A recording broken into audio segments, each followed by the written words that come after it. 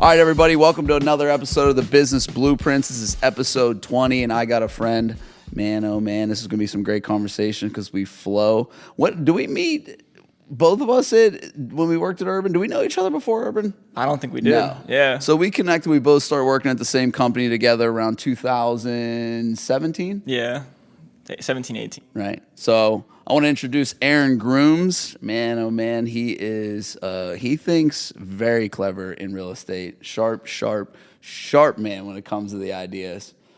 So again, what brought you into real estate? We'll always start there. Because you did some cool things early on that have really kind of spiraled your career into the upward path that it is at now. So what made you get into real estate, and what are some of the early things that you did in real estate? Sure. I was just touching on your point earlier. Whenever we met, that was the turning point in my whole real estate career. Right. And, life, so to say. But everything leading up to that was also a huge factor. The biggest thing was going to school for physical therapy and doing terrible at it. I'm not good with blood, bones, injuries. If anybody knows me well, they know I'm a huge baby when I'm sick. I'm not built for that world, but it interested me because I knew a guy who had his own physical therapy business and sold it to UPMC for a few $1 million, and I thought that was sexy, and it seemed interesting. And I also tore my ACL right whenever I graduated high school, so it seemed like a sign from God that I should go be a physical therapist. So I went and did that for 2 years in school and struggled so hard. And you went to school at Pitt? Before that, I went to community college. I wasn't 100% confident in this physical therapy idea. And so I thought, worst case, I'll get my gen eds out of the way. And once I started dipping into more of like anatomy and phys 1 and 2 and, actual science, I realized I wasn't built for this. And I did a few internships, and I had terrible days. Yeah. People have stitches on their arms, and everyone's in a bad mood because they're hurt. Oh, yeah. And you just got to touch and feel them, and it's just, not my cup of tea. Yeah. But so I had to figure out what I should do.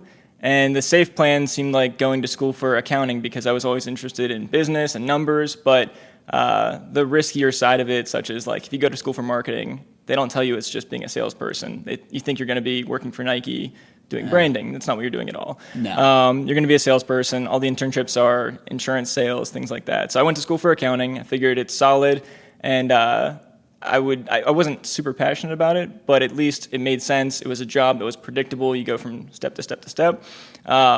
When I was in accounting, I realized all the tax advantages of real estate, and that's when the light bulb went off, and I realized, okay, there's an opportunity in real estate.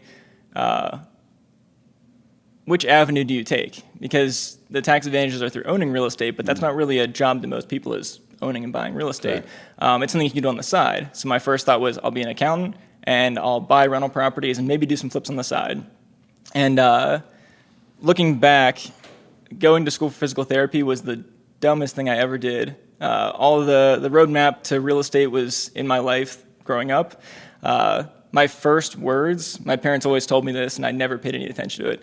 My first words wasn't mom or dad. It was sitting in the back seat, looking out a window, saying "nice house." Kindergarten. We still have a sheet of paper, an old box of stuff my mom kept. Sheet of paper where they say draw a house. In kindergarten, I drew a duplex, side by side duplex, 2 mailboxes, 2 doors, and the So you teacher just ignored it forever.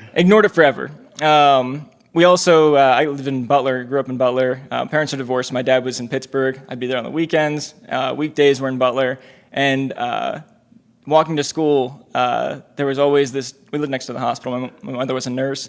There was a guy who had a different luxury sports car for each day of the week, like Lamborghini, Porsche, anything you can imagine. He rotated them pretty frequently as well. So I'd always take the alternate route to school. We rented from him, and he owned every house on the street in the hospital, in the area of the hospital. And so like that was right there. And I always thought that's really cool. And I always logged it in my memory. But what turned me off from real estate was in 6th grade, you have to do a project where, what do you want to be when you grow up? And I knew real estate was the thing I really wanted to do. So I talked to an architect, was part of your project. You have a phone interview. And I met the most depressed person I've ever met in my life. It was a bad connection that I had with him. I could have picked anybody else and it would have gone well. He scared me from real estate so much so. He said, you'd have no power and control. Clients dictate everything. You always get boring projects. And for 30 minutes, it was him just telling me how much he hated his life and his job. And I remember sitting on my couch and just being like, yeah, that's scary. I'm staying really far away from this, because when you think about what are you going to do in real estate, it's architecture, maybe engineering. Real estate agent is an option, but there's so many different avenues within real estate that people don't even know about. Right. And so, I'm in accounting class. I see depreciation advantages, and I go, great, I need to get into real estate. Random conversation happens between me and a guy that I sort of knew, and he wanted to start a real estate club at University of Pittsburgh. And I thought, great, it's a resume builder, why not? And so once we started that, we had speakers, pretty much all of the Pittsburgh icons. You could reach out to anybody, and as long as you say the University of Pittsburgh wants you to come and speak at this real estate association. Most of the guys we had in didn't even go to college, so it's a huge opportunity to have people come in for themselves. It's very rewarding. It seems like it's a higher level thing. And I even remember, though this is like ground up absolutely, startup. Yeah, I remember buying. I wasn't making a lot of money, but I remember buying pizza. $10 pizzas, 15 of them. Walking back, maybe a 10-minute walk with a bunch of pizzas just to get kids to show up for it. But once they showed up, they started hearing what, certain legendary icons like Bryan Snyder and things like that, great guys for if you want to talk about just getting into real estate and different avenues. And the light bulb would go off for so many different people. And a lot of the people that went through that organization are very successful real estate, either agents or they're working for hedge funds across the country, in high positions, and they're doing really cool things, just the kids I went to school with, because they sat there, listened to Bryan Snyder, Joe Calloway, and all those different people, and that was Urban Capital was one of them. And I remember sitting there thinking, every single week for 2 years straight, you have these guys come in. So you network really well. There's even, Oxford Development came in, McKnight Realty came in, a lot of bigger players who own the skylines downtown. They came in. I ended up getting on board positions for BOMA and different organizations that have those larger corporate, commercial real estate companies. And so you got to see that side of the world of property management at large scale and just networking with people and seeing, do they like their jobs or not? But I remember Urban Capital came in a few times, and it kind of, they're just built different. They stood out, and it was young. They were much younger back then. But they stood out from the pack when people would come in and speak and present themselves, as well as what they were doing from a company and organizational standpoint. And so that stood out, and I became a huge fan of those guys and started selling them some deals. I got my real estate license once I started the organization, and we tried to recruit some agents naturally. And I worked with Dustin Nolf, which was also a great place to start because he was an investor-minded real estate agent. So he broke down the business of being a real estate agent and just business in general, but also... And he was an active investor. Oh, yeah. And, I remember back in the day he was talking about crypto and Bitcoin and things like that. Way fucking back. 2016? Yeah, it's crazy. I thought he was crazy. We talked about it, so I thought he was nuts. There was one time I was asking him a contract question, brand new agent, and I heard all this noise in the background. I said, what's that humming sound? He said, I have a bunch of computers in my basement mining Bitcoin. Yeah.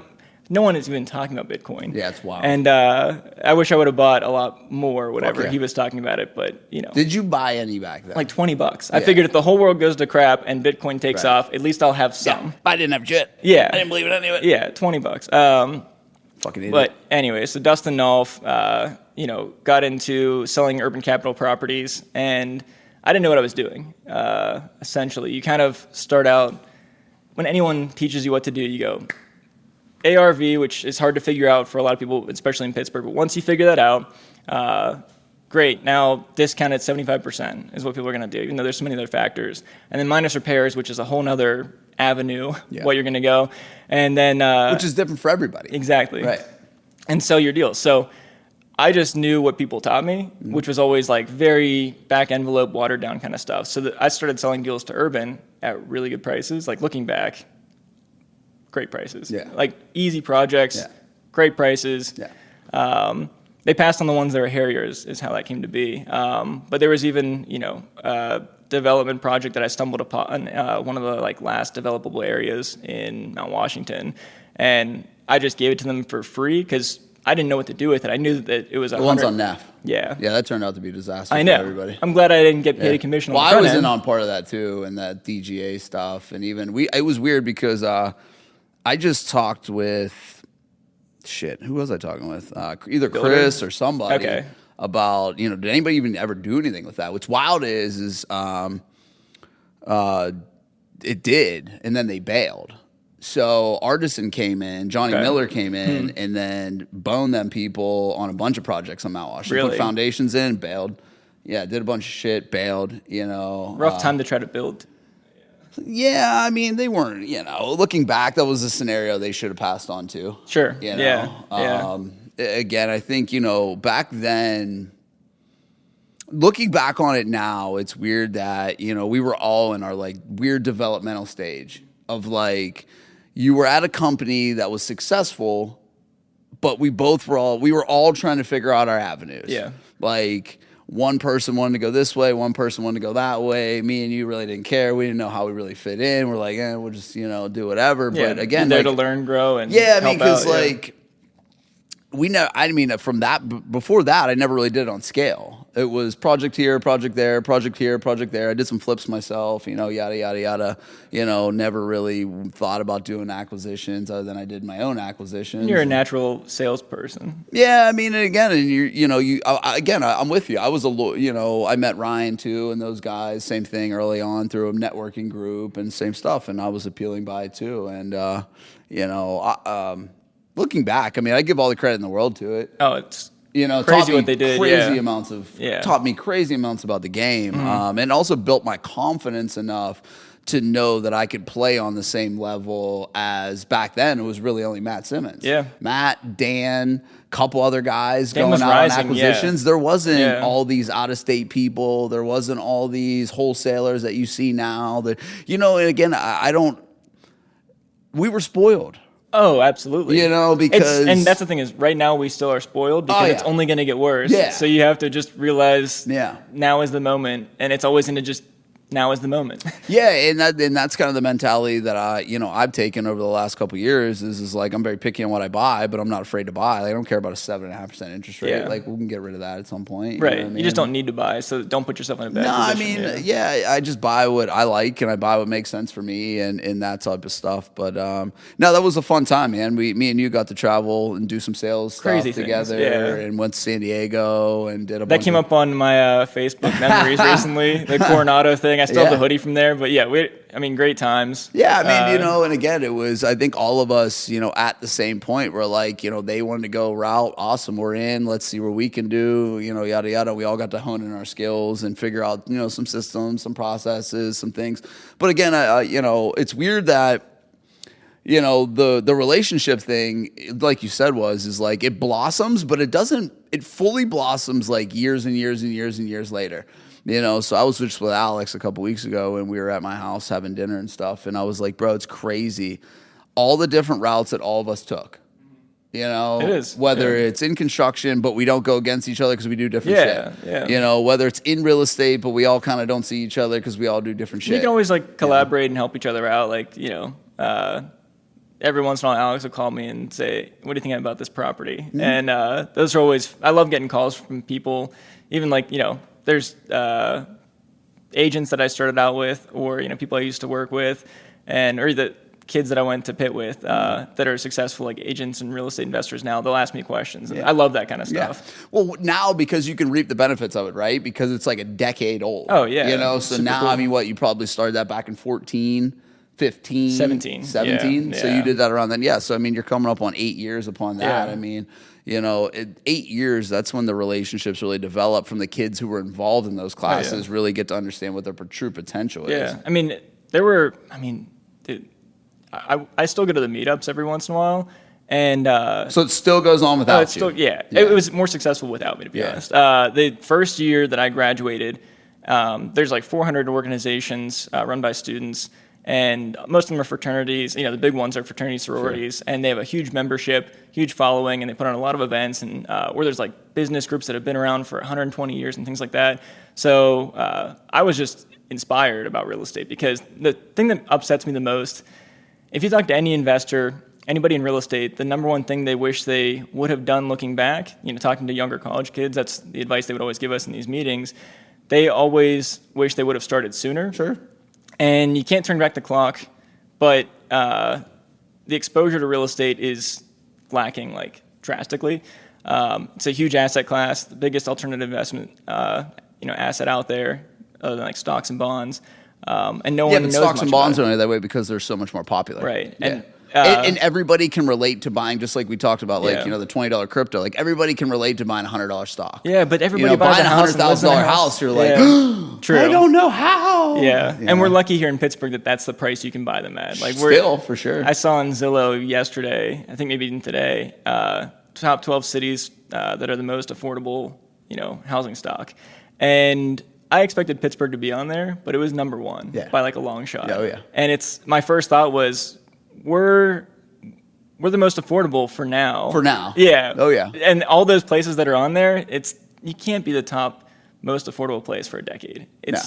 I just can't imagine that people wouldn't flood to those areas. Well, I think, again, I think that attributes to what we see now compared to what we've seen in 2017, right? Yeah, absolutely. You have, again, there's a lot of learning curves with that, but, you have, I think, also a much more desired product, because no one really understands or wants to do the acquisition side, or spend what, Dustin and Simmons and Urban and, New West, all those guys are spending a month. Yeah. It's fucking crazy. Yeah. I mean, it's a lot of money, man. Running a business in general is a big headache. Yeah, on top of any company. Your marketing budget's between $40,000 to $100,000 a month. Yeah, that's it's every wild. month. Yeah, and so because I remember, like, back when we were doing this stuff, we were passing wholesales between the circle that we knew. Yeah, exactly. And that was a circle of 6 of us. Yeah, you get a wholesale, you reach out to because even back then Muffy was in it. Yeah, it was just just starting to. Yeah, I love watching Muffy just start for sure. Getting his huge fees in Lawrenceville, $80,000 fees in Lawrenceville when Lawrenceville was booming, and everyone who bought that still made out because it appreciated $80,000 in the 12 months it took them to finish 100%. the project. It's been crazy to watch that too. Everybody who's bought real estate in Pittsburgh won for the most part. Back then, yeah, no if doubt. they could hold on to it, didn't go under. Yeah. Oh yeah, no doubt. Yeah. And now that you have this different type of class of person that is entry level buying, and I don't mean to downgrade any of this, but passing the McKeesport shit, passing the McKeesport shit to shit. Yeah, we were all. Every agent has their first deal. Yeah. Every investor has their first deal. Everyone starts from somewhere, and there's a big influx of people who are getting started. That's the difference. Is that now because it's a lot sexier. Yeah. And the barrier to entry, because again with wholesaling, they look at it as they almost have zero risk. Yeah, yeah. Yes and no to that, right? So, like I said that to Simmons when he came on, I was like, look what you did. I know. Look what you did to the market. He did. Look what you did. I do think he had a big part in yeah, he did. blowing because up he the came in here wholesale and made market over $1 million his first year and started balling and told everybody about it. Yeah. Told everybody about it. Which because he is was great. so far ahead of everybody by then. So I see a similar translation to when you take somebody from a corporate setting and you put them into real estate, like being a real estate agent, from a nurse, or like they used to work as some sort of account executive and they get it, like Dan Constantino is an example. He came from logistics. You take anybody who is used to that and they translate it, they kind of crush it. And it's just interesting to watch that from the outside looking in, because we started at Urban essentially. That was like my first full-time job. I had a bunch of jobs before. I mean, I quit my dad's company of 13 years to work there. Yeah. Wild step for me. Yeah. Needed to happen. Super happy it happened. Yeah. Because like my life would have, I don't even know, I mean, I was doing taxes for people beforehand. Like before I was an agent, I was preparing taxes. And I mean, there was, to tie it back to real estate, there was a guy who got a $100,000 refund check. And that was the last return I ever filed because I didn't feel comfortable with that return. but he did it through real estate. And dude worked a PNC high-end job that like isn't even if you look it up, it doesn't exist. And his wife was an auditor for the IRS. And I'm like, okay. And there was something going on with like a house in Fox Chapel that was a rental property losing money, and they were able to get their taxes back. So they made, they pretty much just didn't pay any taxes that year, which was $100,000. Yeah. And so between that and deciding I'm not going to go for physical therapy, it was like this big eye opener. These eye openers kept happening, and you ignore all the early ones. Yeah. The people who were like very professional and if you take real estate like a serious career versus kind of like this haphazard thing that you kind of float through, people who take it seriously end up doing really well with it. Yeah. Investor, agent, any avenue you want to go into. No, as long as you're willing to weather the storm. Yeah. So the storm gets fucking ugly though. Yeah, and that's the problem I think. So Simmons was a professional beforehand. Correct. I know he discounts that a little bit, but I mean, he's very successful guy. I said that too. I was like, you're fucking with a guy who sold businesses before he got into real estate. Very successful. Yeah, so you take an had average... money, had an understanding of business, knew how to create processes and systems, and all he needed to do was understand the market, which he did for 18 months prior to even getting involved in real estate, and then came in and dominated. So, like, there's two groups of people who get into real estate. People who figure it out on the fly, have no idea what they're doing. That was me. People who have a back... But you also... had a business acumen. Yeah. Like that's the thing that lacks a lot when people jump into real estate is they treat it like a job, I guess you could say. Yeah. When I say take it serious, it's like learning business, learning every avenue of it, and coming from a background. Anybody who's been successful usually has this really interesting background. I don't even care what it is, but like just something that's a background. But when you start out and you're like 18 being a real estate agent, it's a tough thing because you're cutting your teeth 100% on it. Yeah, 100%. And the wholesalers, to me, most of them are like that agent who has no real world experience coming in, and that's really tough because they're messing up the market a little bit. No, they do. It's, I always correlate it to a guy who likes to play blackjack but doesn't understand the rules. And then right? he sits at the table. Yeah. That's me. So I'll come in and I fuck the whole deck up, and then the guy over right to me is like, "What the book fuck, says, man?" Yeah, the book. I was like, "Well, I don't play like that. I hit on 16. I don't give a fuck." Yeah, exactly. I'm here for fun. I'm not taking it serious. I'm not treating it like a business. There. Yeah, I get the statistical, analytical side. It's a great analogy. Yeah, because they're treating it like a business. They're actually trying to make a profit. And then a lot of people, especially nowadays with like the platforms and the groups and all the shit, like everyone you get fucking harassed. Oh, yeah. When you first step into that group and you post something, it's like, oh, no address, there's no price. Like, listen, I get it. And I'm that guy, and I don't get necessarily like that. It's mostly pricing nowadays where you're just like... Well, what are you supposed to say, though? Because all of the people who have been in real estate for more than, pre-COVID, call it, we all have a different pricing idea for the most part. And we did hundreds of deals, though. And it worked because it was a consistent market with predictable results. Sure. And you couldn't push an ARV 10% and actually pull it off unless you put more money into it. Yeah. But now, if you just wait 6 months, the market, the past 4 or 5 years, everybody has been sort of bailed out a little bit. I'm blessed that we're in real estate versus like finance tied to the stock market because it'll yo-yo. But with real estate, there are oftentimes across the country for a long time, people just are adverse to risk. They don't understand that there's massive risk with real estate because over every 5 years, generally it goes up. Your equity gets paid down, everything else. But the stock market tomorrow could be lower. It's just not a liquid asset. That's the only problem. But it's the pricing. I've seen a lot of people buy projects where I go, there's no way they're going to sell it for that. Especially lately. Past 4 years, in my opinion. I was off by 20% on ARVs when COVID hit. Yeah. And on your own projects? Anything. Yeah. Just you look, the value of a property, a wholesale deal goes out. And gotcha. I like to check and balance myself. Well, because me and you were beat into our heads to play conservative. Yeah. Yeah. And also, I came from an accounting background. Right. You can't get much more conservative than that.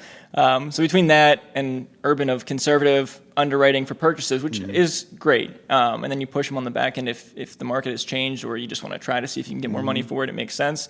But at urban, it was, we have to sell them quickly as well because there's holding costs and everything. So, I check and balance myself on like everything. If we go to the grocery store with my girlfriend, even we went yesterday, and I said, all right, it was $150 at like Trader Joe's. I said over on, before we used to guess, she's like 98% accurate on bills, and she just looks at it real quick. We go out to eat. All right, what's the value of our bill? And she's like 95% accurate. But if you check and balance yourself, it sharpens your skill. So how many times do you underwrite the 13 properties you bought in the past 2 years? Probably 13 times. And how accurate were you? I don't know. But if you underwrote one a day, it's 365 a day, and you actually see what they sell for on the back end and what an appraiser is going to say. The rents have been tough too, because the rents have gone up just as much. And I'm like, I look at some of these and I'm like, this is fucking bananas. I know. Rents are tough for me to figure out. I can figure out the pricing of things. I'm with you. Really, I'm really confident in my ability for the pricing of retail on the because market. We've done that repeatedly hundreds and hundreds and hundreds of times. And I do it for fun. Whether we bought them or that we didn't, or we just look at them regardless. Like the ARV game was the game, like when we were doing it coming up more, that was the number you had to have. And then you needed to figure out the construction. Yeah. And that's somehow more controllable than your ARV. And especially if you have projects right now, like to the current, I don't know when this is going to come out, but like to the current, this reminds me a little bit of when COVID was coming around, personally, where you think, I thought we'd be 2 weeks and we'd be through COVID in a heartbeat. I did not think it was going to be as bad as it was. Not 3 years. Yeah, when that happened, I went, okay, whatever I think is going to happen, I'm probably wrong. Yeah. Because anything can happen is what that proved to me. And so like there's areas you think are going to go up or tank or whatever, it's like nobody knows. That's the true thing where like you're so confident by doing so many transactions that you believe that you are accurate and you can take action and it'll most of the time work out. But when you see things that go so unpredictable, it really changes your perspective on maybe I don't have all the answers and maybe you need to like listen and look around 10 times more than you ever did. If it's a constant market, rates have been the same for a rolling 6 months or whatever you want to call it. And access to capital was easy. Yeah. Oh, it was crazy. And so right now I feel like it's different scenario. Same as COVID was a different scenario as people related to the crash. It's always a different scenario, but there's always like an opportunity in it somewhere. Like what I didn't figure out which a lot of people did figure out when they were buying like crazy, is like the market crashed when COVID hit. It just didn't crash in prices. It crashed in interest rate. And, unfortunately, I think we're blessed to be in Pittsburgh because it's this little capsule where things are insulated enough from as far as other markets, so we're not going crazy swings. We don't do 100% dips. But we don't still do 80% see dips. so much. We see swings that are very uncommon. Yeah, which is if you're learning. Because now you're seeing throughout, right? Yeah. So neighborhoods swinging up and correct. down. So like in real estate, where we had let's just say quote unquote bubbles, was early on was Lawrenceville. Yeah. Then it spewed over to East Liberty, and then it kind of took over that world over there, and that was like, okay, we started at 100 or 150 purchase, we sell at 4, now you're at 1.4 million. Yeah. And you're like, what? Yeah, what's happening? Fuck is going on? It's wild. Because so we just 3x. Yeah. In like, I mean, and again, some of the new build stuff helped a lot of that. Yeah. But even renovations in Lawrenceville are still selling for $800-900. Yeah, easy. And that's like, okay, so you 2x your ARV. A big number already, yeah. Fuck, yeah. you 2x your ARV in 8 years. Yeah, and people thought you were crazy. That's fucking crazy. People who were buying those things at like $385, 3-bedroom on-street parking. I remember the frame built, siding, and they were nice, but I'm like, I know that awning's $85 on Amazon. Like I'm looking at these and I'm not impressed. Floors are wavy, but they're reselling now. I still remember some of the same properties that a wholesaler sold, somebody renovated it, they sold it and didn't make a lot, but that homeowner crushed it. And tax-free. So, anyone who bought in Pittsburgh in general usually did all right. Yeah. But to see that, now it's everywhere. Now it's happening in all the suburbs. Yeah. Because that's where the line got drawn. Yeah. Is the line got drawn at the tunnels. If you're heading out or you're heading in, you're going south or north, that bubble never really went out. But now, just like in my world with home building, like let's just use Infinity Homes for an example, like pre-COVID starting at $1 million in the north. Now it's post-COVID 1.7 crazy. Starting in the north. It's crazy. In Pittsburgh market. That's big money, dude. 1.7 is big money in Pittsburgh. Drove past, coming home from Trader Joe's, drove past a house. Girlfriend says, oh, that's a nice new construction house. I say, it was sitting on the market for 2 years. Somebody built it, they finished like 95% of it. And it was sitting for a while. And I said, I bet somebody out of state bought it for probably like 1.7, and they 100%. did. And I'm like, it's not worth it. That house is, in my opinion, you could go anywhere in the country for 1.7 and actually buy a killer house. Yes. Like if we travel anywhere in the country. You can buy any house in the country. Yeah. And you're going to buy it in Pittsburgh, and it was like an odd lot, odd shaped house, and it was cool. But yeah, some of the prices are rough. You don't get the value for 1.7 in Pittsburgh. No. Because we don't have, It's not a sweet spot. We don't have amenities like that. Yeah. We don't have big flat land like that. The weather, You know, we have shit weather. Yeah, what are you paying for? You know what I mean?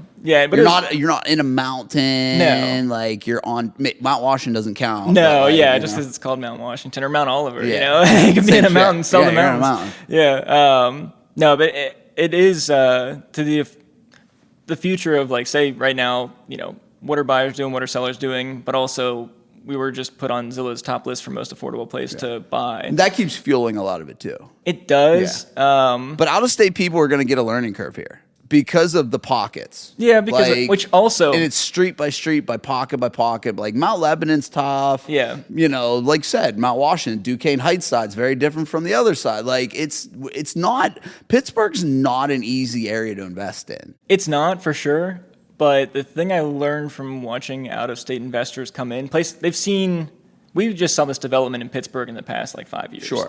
It was taking off in like Highland Park and places like that beforehand, but it wasn't to the extent of what it has Not been, even where close. a whole neighborhood can change in 2 years. Yeah.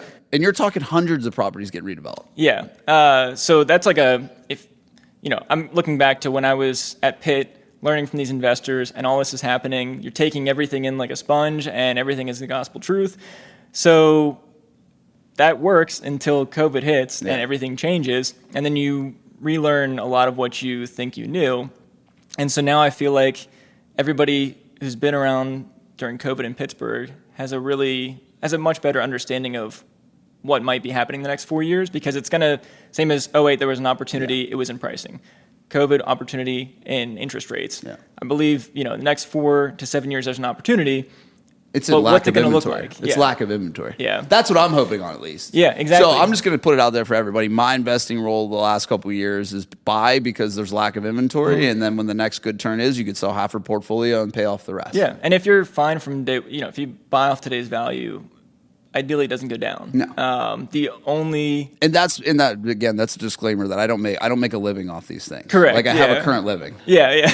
The thing that Pittsburgh has that's new is tech. Yeah. We were the most stable place for meds and eds. For sure. Medical, UPMC, and every other hospital that tries to compete with them. And then education. And that stepped in after the steal. Yeah. So that was the stable. Correct. That's what made everything stable. Such an interesting city. So stability, instability, restables. Yep. We were fine. Yep. But then you throw tech in the mix that threw a different level of things in it. So, and tech is a newer thing in general. Yes. I know there was a dot-com bubble and all that kind of stuff that I didn't get to live through, but it's different there was never now. a dot-com bubble here. No. Because we're such a blue-collar town. Yeah. And so things that up can also go down. Yes. And, I have buddies that are not in real estate. Most of my friends are in real estate, unfortunately. But some of them are in like wealth management. And I try to learn as much as I can. I went to school and studied finance, and Pitt was great. They taught you some cool things, but it's different than what these guys see. Yeah. Because they see real life shit. They see real life stuff. The access to information they have is totally different. Yeah. It's really, really cool. So whenever we're getting into it, it's just, I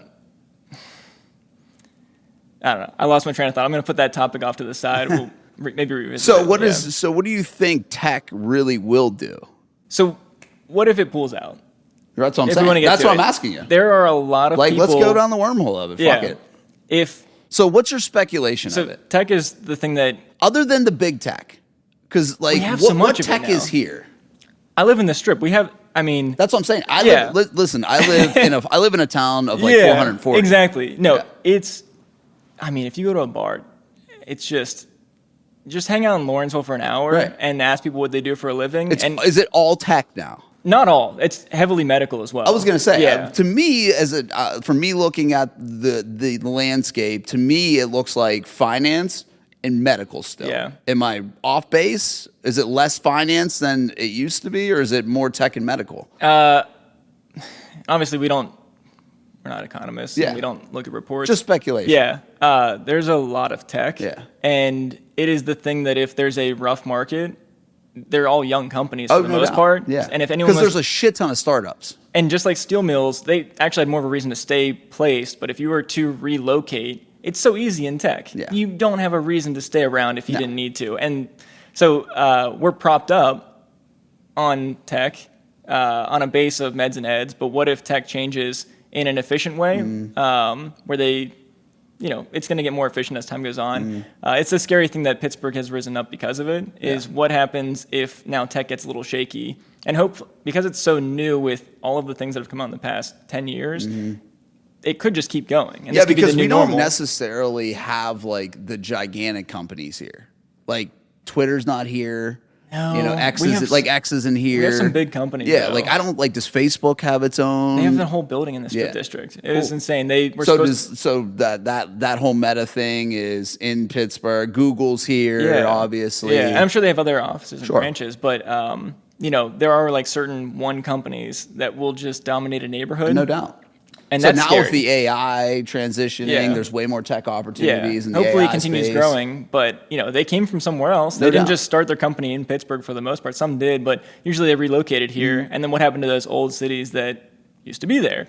And it's the one thing that if there was a new Pittsburgh and all the tech started to go there in 7 to 10 years. What does that look like for Pittsburgh? Yeah. And so when you're saying I'm going to buy conservatively, essentially, and off of today's values, it works out great until it doesn't, I guess. Oh yeah, no doubt. So I tell people, for me, I don't look at ARVs. If you had an ARV that's during COVID, that's a fake ARV Yeah. to me. It's an inflated ARV. and if you're to me. flipping, doesn't matter. For sure. Yeah, and if you're buying a rental, as long as your cash flow's there, and I mean, my theory too is like some people play the refinance game, but you just restart your amortization chart, and you get screwed on the interest payments in the beginning, and after you hold it for a little bit, you make out pretty well. And so people who are homeowners and buying points, I think, are great if you plan on living there for a long time. Sure. But the average home ownership might be 7 to 10 years. That's what You're I'm gonna saying. restart. Like So what's the point? average home ownership now is fucking like holding a car. People are I mean, It's crazy. I have friends that are saying because they call it house hacking, but it's really not. no, yeah, it's tough Because your original thought of a duplex when you were a kid, that's the first house hack. Yeah. That's the original real OG house hack. yeah. Oh, for sure. That new people in the industry would never fucking fathom doing. No, and so I was 2 or 3 weeks ago, maybe a month ago, I was at Pitt. One of the kids came in and said he's done like 3 house hacks. And great opportunities, 30-year financing. He did it during COVID, which I don't think he knows that was an unusual time to actually Got do very it. lucky. He's doing great. Yeah. Great time to start. Yeah, but that great start can kick your fucking ass in the back end. Well, his comment, the reason I love going to these things is because it's people who, when you go to these meetups at Pitt, hardly anybody is from Pittsburgh. Sure. So the outside perspective, I've learned a lot from people who aren't from Pittsburgh. Mm-hmm. People in Pittsburgh know what other people know. We all came from a similar background. Yeah. We all are very conservative on our ARVs. But the people who are from out of state and they see things like Philadelphia or like certain areas they've come from that are bigger cities, his comment was, he's like, I house hacked this thing for $375,000, which as a 22-year-old student, that sounds like a lot of money to spend. But he said the numbers actually worked as a rental property. There's so many places, he's bounced around throughout the country, and he's like, there's so many places I've lived that you can't even house hack. The numbers are like unreal. I mean, they don't pencil out. It's not a possibility. New York, California, those were always the first couple of places that we looked at, and you're like, you're rent negative every month. Yeah, exactly. And because you're local in Pittsburgh, you go, I'm conservative and I'm getting a better deal. We want 14 caps. Yeah, we're trying to get the best deal where there's a lot of, our good deals are the best deal to a lot of other people. Yeah. And that is tough for the local investors to try to figure out, but it's, a melting pot. And It's a super cool city. It is a very cool city, Yeah. but we have a lot of publicity. Yeah. Tech is doing great, and I think it's only going to get better. And, we have a lot of areas that are still very affordable For sure. in the grand scheme That's of things. why, So- and that brings up a great point of the, even my play on it as well is like, I don't think Pittsburgh's even really gotten started No. on as far as, again, when you look at, and there's been a lot of talk, especially with the election and all the other Oh, yeah. stuff and blah, blah, blah, blah, blah. about, home prices Yeah, and it's a interest hot rates topic. that got drove up and medium home sales now. When you look at, they're saying the country's at a 450, I think, medium home sale price. I'm like, that's not Pittsburgh. No, no. I was like, I would say maybe we're a little higher, but I would say your median home sale price is still 275. And that's, Yeah. But I'm used to. Me and you were used to 175. Yeah. And And then I remember it was 220. Yeah. And, my comment that I used to say during COVID was, do you know anybody personally who got a 20, 30% raise? Because I don't know anybody who got a huge raise. If they owned a business, it's one thing, but people aren't getting even huge if you owned a raises, but the business, you cost might of have hit a housing is lick for going a up. year. Sure. So our home prices are going up. And really, it was just we were undervalued is all it was. We finally caught up a little bit. Yeah. And so then we were stable for a second. And now the big question mark that I think a lot of people are trying to figure out is what is the true value of a Pittsburgh house and where's stability? And I think we've rose a lot, which is great. A lot of people that made a lot of money the past couple of years. But then what's going to happen the next 4? Is it going to be another streak, which, I hope we don't have another COVID. But that's the only way I can see another hot streak going on. So it's great if it's stable. I think everyone would be okay with that. It wouldn't be this massive influx of outside investors picking up properties here and getting involved. It might just make it still the little Pittsburgh that everybody loves, where it's hard to buy, it's street by street, and that's the part that all the locals appreciate because it gives them a huge advantage over outsiders. Yeah, and it gives also the locals an advantage because Pittsburgh people love Pittsburgh people. We're very much a city that loves its. I want to sell not to the out-of-state person. Even if it's for more money. Which I think is for great. sure. Yeah. And Pittsburgh's very much like that because there's an integrity in a feel Community, when you go to a Pittsburgh neighborhood of Brookline, Dormont, those people, their families usually have originated from those places. Yeah. And they're we want to hold the value to the neighborhood. No, that's true. Yeah, that's why I moved to Troy Hill. Yeah. And I believed that the value was undervalued extremely, and I moved there, and I liked it a lot because it was really affordable. But there's a reason why. Yeah. I remember you helped me move in all those boxes of LVP that I ordered, dropped off at the curb, and I was like, you got to help me, man. They can't be sitting on the curb for a couple days, and they were so many boxes. But we carried tons of them, man. You carried twice as many as I did, I'm pretty sure. But you had a couple of buddies there too, which, I still appreciate that. But it's one of those things where if you put a bandit sign up, it's down within 20 minutes. Yeah. And there's a guy who collects them in the neighborhood. And there's a Facebook group for anybody who has or does live in the neighborhood. And it's a lot of things about landlords who don't take care of the property. But there's a lot of that. I don't fucking blame people for that. I don't. But you said the word community before, and that's the thing I think Pittsburgh has that I don't always see in other areas I get to. We're an older city. There's a lot of cities that aren't as old as us. We're a colonial state. Dude, I just got back from Atlanta a couple weeks ago. Yeah, that's what I'm talking about. Motherfuckers don't know what a 1902-year-old house is. No. They ain't got a fucking clue. Yeah. It's old to them as 1950s. Yeah. That's old. Yeah, when you say 1950s to us, that baby's just getting started. New, That's 3 years old. She's just getting to crawling. Yeah. It's our favorite era of homes for most investors. Luckily, we had a boom out here in that time period. Yeah. And I'm curious, at what point will we have another new construction boom? The thing is there's, unless, again, I could care less how this election sways, but unless there's some sort of subsidy and some sort of incentive for builders to help, we're never going to be able to help because we're never going to be able to keep up. Our regulation in building just becomes worse and worse and worse and worse. It's not going to get better, yeah. No, it's getting worse every year. So DEP, all the other shit for developments has gotten way more regulated. Rough. It's so much more expensive to do those developments now. So you're talking land costs of doubled. Go up, yeah. They're doubled. A fucking acre of land in Peters Township is $175,000. Fucking $175,000, folks, for an acre of land. No prep, no nothing. Yeah. It's crazy. Yeah. And the Trees ones that all are over it. And the best lots are probably already built on. So as a you lot keep of going, them, and that's why for us, we're just pushing more south. We moved our office from Peters more to Washington and are going more south of Washington. And that's all you can do is you got to follow the that. And the thing is you can see the trends too, and we've always kind of seen them.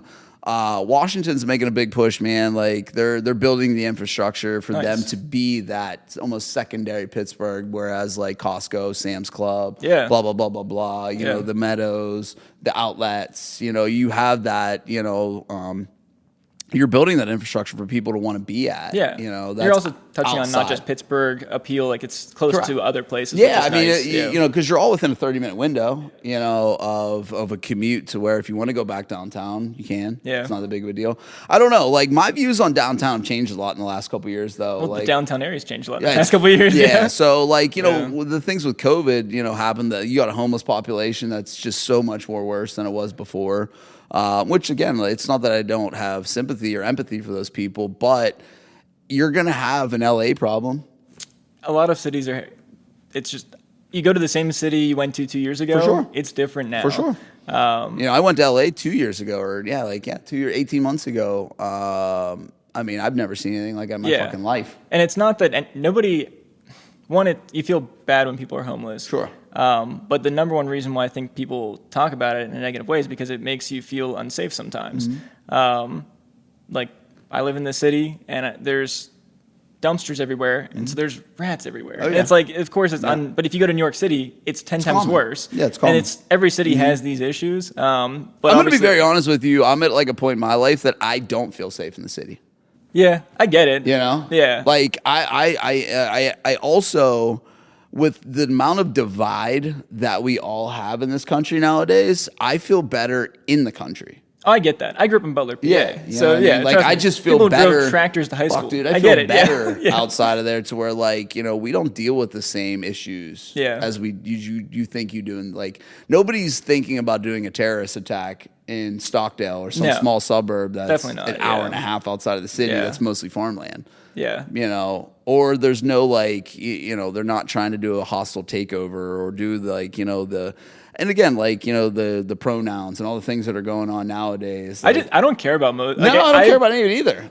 But, like, you just don't deal with a lot of that in different places. It's weird when you get down into the isolated communities and you're like, for sure. This is a thing now. Oh, yeah. I mean, yeah. I think it's just an interesting time to be a young adult for the most part. I agree.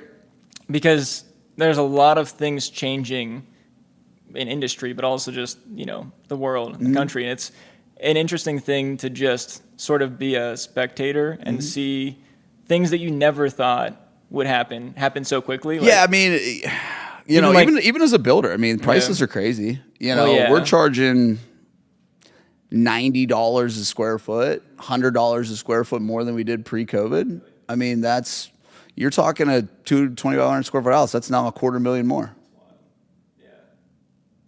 And our profits are no different, I assure you. Yeah, no, I believe it. Our profit margins are just the same. It's just our net sales look bigger. Yeah, which is great. You grew in revenue. Yeah, we grew in revenue overnight because of some weird shit. But no, it's, you know, that's always my thing is like, you know, my question to you is, because you've always been a forecaster, whether it was Troy Hill or whether you were right or whether you're wrong, doesn't matter. A visionary in real estate is someone whose brain's always turning and sees new things. And that's what, you know, we need in real estate is the people that are willing to go out and find the little holes and find the nooks and crannies and find the new space to make money. And that's what I said was so unique about our friends group is we've all taken different paths. Yeah. And done it in different ways. And it's worked out well. Yeah. It's worked out well for almost all of us. Pittsburgh, we're lucky, but yeah. Pittsburgh, we're very lucky and we're very fortunate, you know, in the sense of being here. It's a competitive market, but it's a competitive market that we can still thrive in. That has a lack and needs a big gap filled in construction, real estate, and all the whole 9 yards. I mean, and like everything is built upon demand. Sure. No matter what, like the numbers will take care of themselves and everything as long as there's demand and growth. That's the funny thing, right? So let me run this by you. So, okay, so you know, and we've always talked about this. We have even back to the urban days. The newspaper marketing did so well based upon our older demographic, right? So we have such an older demographic. Oh, yeah. So I go to the gym with a couple financial advisors as well, and I don't know if your friends that are financial advisors or anybody's talking about this, but, you know, when a person gets to their certain lifestyle, they downsize. Well, what was the point for 3 years whenever they were able to refinance and get a 2? So now the older population is no longer downsizing, or they refinanced and cash flowed off the regular to live out the rest of their years. So that pool that is supposed to be downsizing and having inventory for sale is now staying. Because why would you move? Why would you move? Because you're going to pay double for something smaller and in probably worse shape. Yeah, and sometime, So how do you hedge that though? Over the neck? That fucked up the market bad. That for sure. I think was a factor of lack of confidence in the future. For sure. I think as well, because a lot of times the way that you're able to retire is by selling your house and, exactly. and That's what I tapping mean. into the equity. Ideally, if you have other investments lined up, great. But a lot of people... Their biggest one's usually their house. It is. So when there's times of uncertainty, a lot of people just tighten up. Yeah. That happens in any economy. Sure. Discretionary spending. You don't buy, vacations, luxury vehicles, anything else. Even going out to eat. Restaurants will go slower when it's tougher. But it can be a great. That's what I think it's interesting. You go through Pitt and business classes, and if you have other businesses in the past, you have these tried and true sort of like theories, and everything gets, it's a whole new concept whenever COVID hit. So that's what I was kind of asking you is like, what's your take on how does the market either correct itself or what are the paths to that? Or what does the future look like in real estate for Pittsburgh? Yeah. I think, luckily, if you have stocks, it's this thing that you don't live in, you don't see, you don't raise your kids in there, you don't go up the stairs every day. So it's easier to put that aside and make like this very unemotional decision. With housing, people move for a lot of... I buy places to live in from a financial standpoint and as an investment standpoint, but most people don't. They buy because of where it's located for their kids. School districts, and friends. And what's great about life is nothing really stays the same. You're always getting older, you're having more kids, you might want a dog, you need more vehicles, your kids are getting older, they can drive now. Your job changes, your taxes get reassessed and they go up $4,000, like... Things happen. Tax abatements in Pittsburgh. Yeah.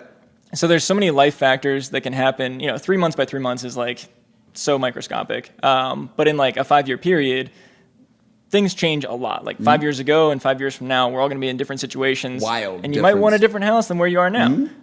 In 5 years, maybe you're still wakeboarding, I hope. But like, what if you can't? Do you want, like, does your lifestyle change at all? Do you want to move out of state? So all those things change. So if you are, older, you have a house at a 2%, 3% interest rate, and you're wondering, what do I do for retirement? Which is, my grandparents are asking me this kind of questions, and it's really tough to answer because you kind of feel a little stuck, which is the worst place to feel if you're anybody, is feeling stuck and not especially having that options. age. Yeah, and so at a certain point, you just have to make the decision of the money's maybe not as important, and you have to do what's best for your quality of life because you've lived a great life. And those are circumstantials. Yeah, if you can handle whatever's going on, if you got 25 years left, or even, if you have less, it's like, great, it's quality of life at a certain point. Same as people invest, you're starting out, you want to just grow capital. And then at a certain point, you're more about like, how do I just preserve capital and take a lot less risk and have more like return on my time versus sweat equity kind of stuff. I think, I'm not 67 years old. Sure. But if you're older, I think at a certain point you go, I want what I want, and I'm just going to move closer to my kids if they move farther away. It's all about more the emotional things in your quality of life. So I'm really hoping that works out. But if you can't move, if financially you can't make it work. Well, there's a lot more people in your ear telling you shouldn't. Yeah. I'm one of those people too. I hear 2% and I go, investment-wise, don't sell. I'm with you. That's where my head's at because naturally I go back to what I am, and I'm an investor. Yeah. Like I don't look at anything I ever buy is not an emotional thing. Yeah. Like, even when I bought that river house, like you want to talk about tapping into your friends. Like I called Alex because I was fucking up the deal because I was emotional to it.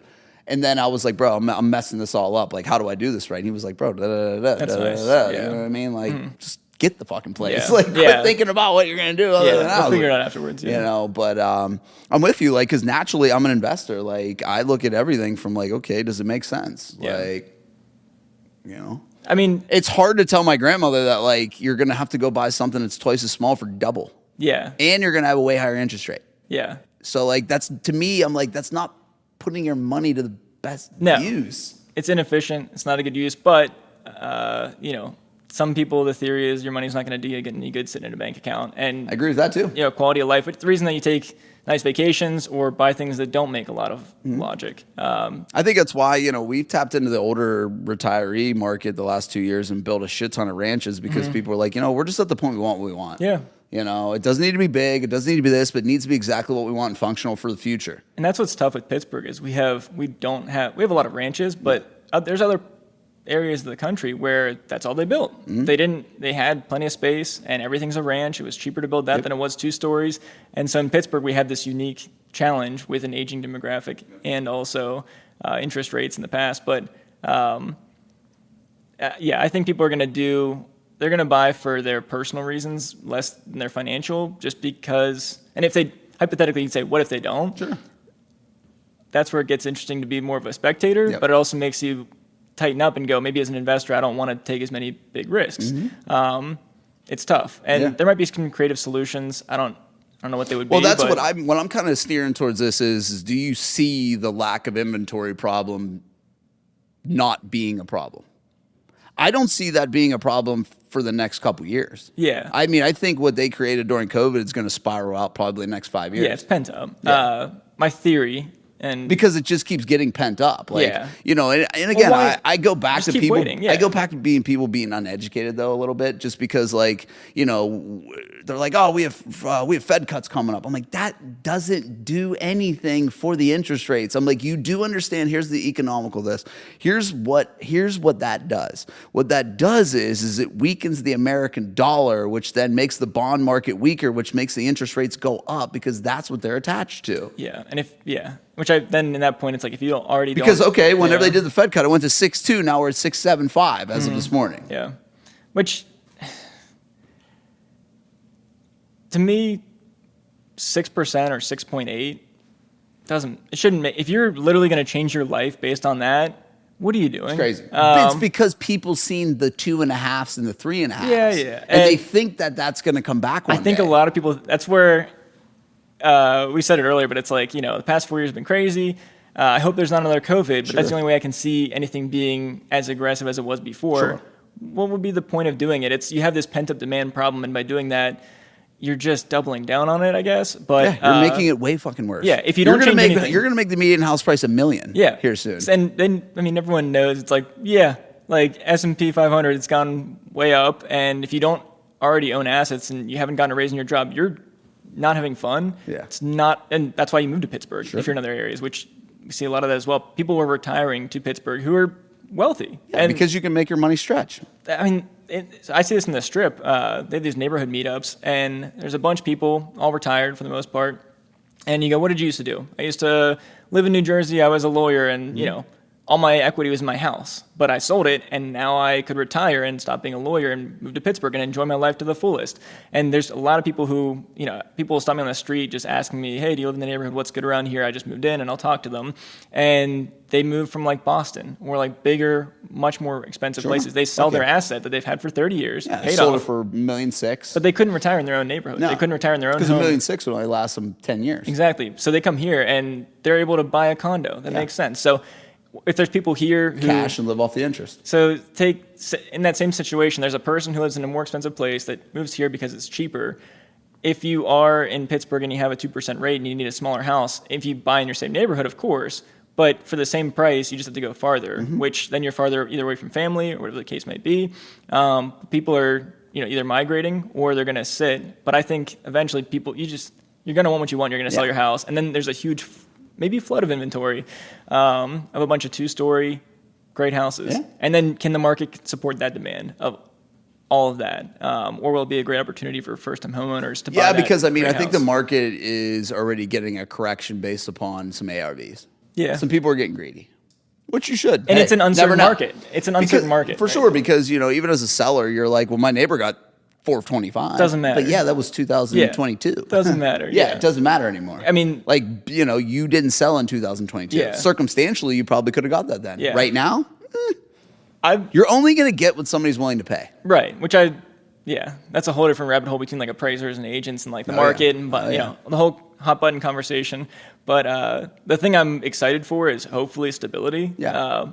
like for Well, that was the thing we prayed for. Yeah. So like I got my fucking ass kicked during COVID in construction because there was no stability. Yeah. There was no stability in anything. So Yeah. like when you have a market like we have and we're selling to the end consumer and you have no stability in the middle, there's nothing but volatility, you're going to get your ass kicked. You know, one way or the other, whether it's for the good or for the bad. Yeah. You know, and the buyers, like that's, I almost regret saying before, like if you bought in Pittsburgh, if you were in real estate in the past couple of years, like you won. And it's like, there's a lot of people who got screwed at the same by point. contractors. Just being a contractor. Yeah, for sure. With your, contract for your construction bid. But the people who bought your houses, I'm sure are loving it. Cheap rate at the time. Fuck you money. Yeah. So like, they won. Yeah, because some of our clients, I was handing them an invisible bag of $80,000 that I built to pay a fucking house on your sweat keys. equity, pretty much. Yeah. Again, I mean, you probably seen if you. I just hired a second sales guy, and he built in 2021, and he made $225,000 in 4 years. Yeah. Because the build costs had to go where they are now. So yeah, you may have not had the smoothest building process during COVID, but you definitely made the fuck out as the consumer of the build, not the builder. Yeah, the consumer who purchased. And nobody, but that's what it, but here's the thing though. We've always talked about that. You took a risk and you got the reward. And it was a risky time to buy. Fuck I didn't want to buy when I was waiting for stability, which I think is what we have for the next 4 years, because, I mean, COVID shouldn't be impacting things to a large extent, but like between the period of you have a window where COVID does impact things with interest rates and a rebound. That's going to be the ripple effect. Yeah. If we didn't have an election coming up, I feel like it'd be at a pretty confident Pittsburgh stability area. You know, other markets outside of Pittsburgh, I pray for them. But as far as here, it's like, great, we're insulated to a lot of things. We have a lot of things to love about between affordability and new jobs coming in constantly. And it's great. And I think we just need to get past the election. And I mean, there's some states, like if you're in Cali or Texas, it's like there's nobody buying a house. Because of obvious reasons, but like they want to see if their person is going to get voted in or not. Sure. It's like before you make a big purchase, why not see how it's looking? I mean, I'm not going to lie. I have a few building clients who like think that this is going to like either side's going to change the world, and I'm like, are you out of your fucking mind? Maybe like, certain industries, but like not. Yeah, it'll change maybe pricing if you want to believe in that, but like if you already own an asset, you're gonna sell it at a certain price and buy it at another price. And it's going to impact your decision. Life's going to go on. Yeah. Unfortunately, a big part of your lifestyle is the house you live in. Sure. So, like, no matter what the price is, people will adjust to it for the most part, which is why real estate's great. Yeah. And why I think it's better than... Because you can only sit on the sidelines for so long. Yeah. You can, yeah. And like you said, life changes, things change, friends group change, yada, yada, yada. And there's always like that, new construction has a weird thing, like...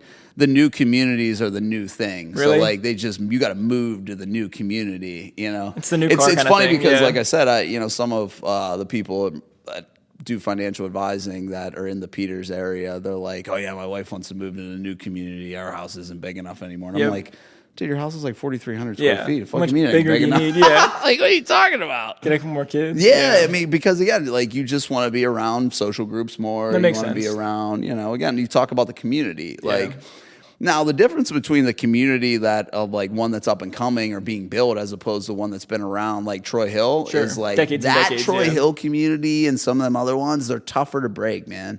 Because they're generations of people. They are. That have been through, that have either came there their parents got there in 1900 and it's just, that is their life. That's what they know. And they don't want you to fucking infiltrate it. No. And there's also...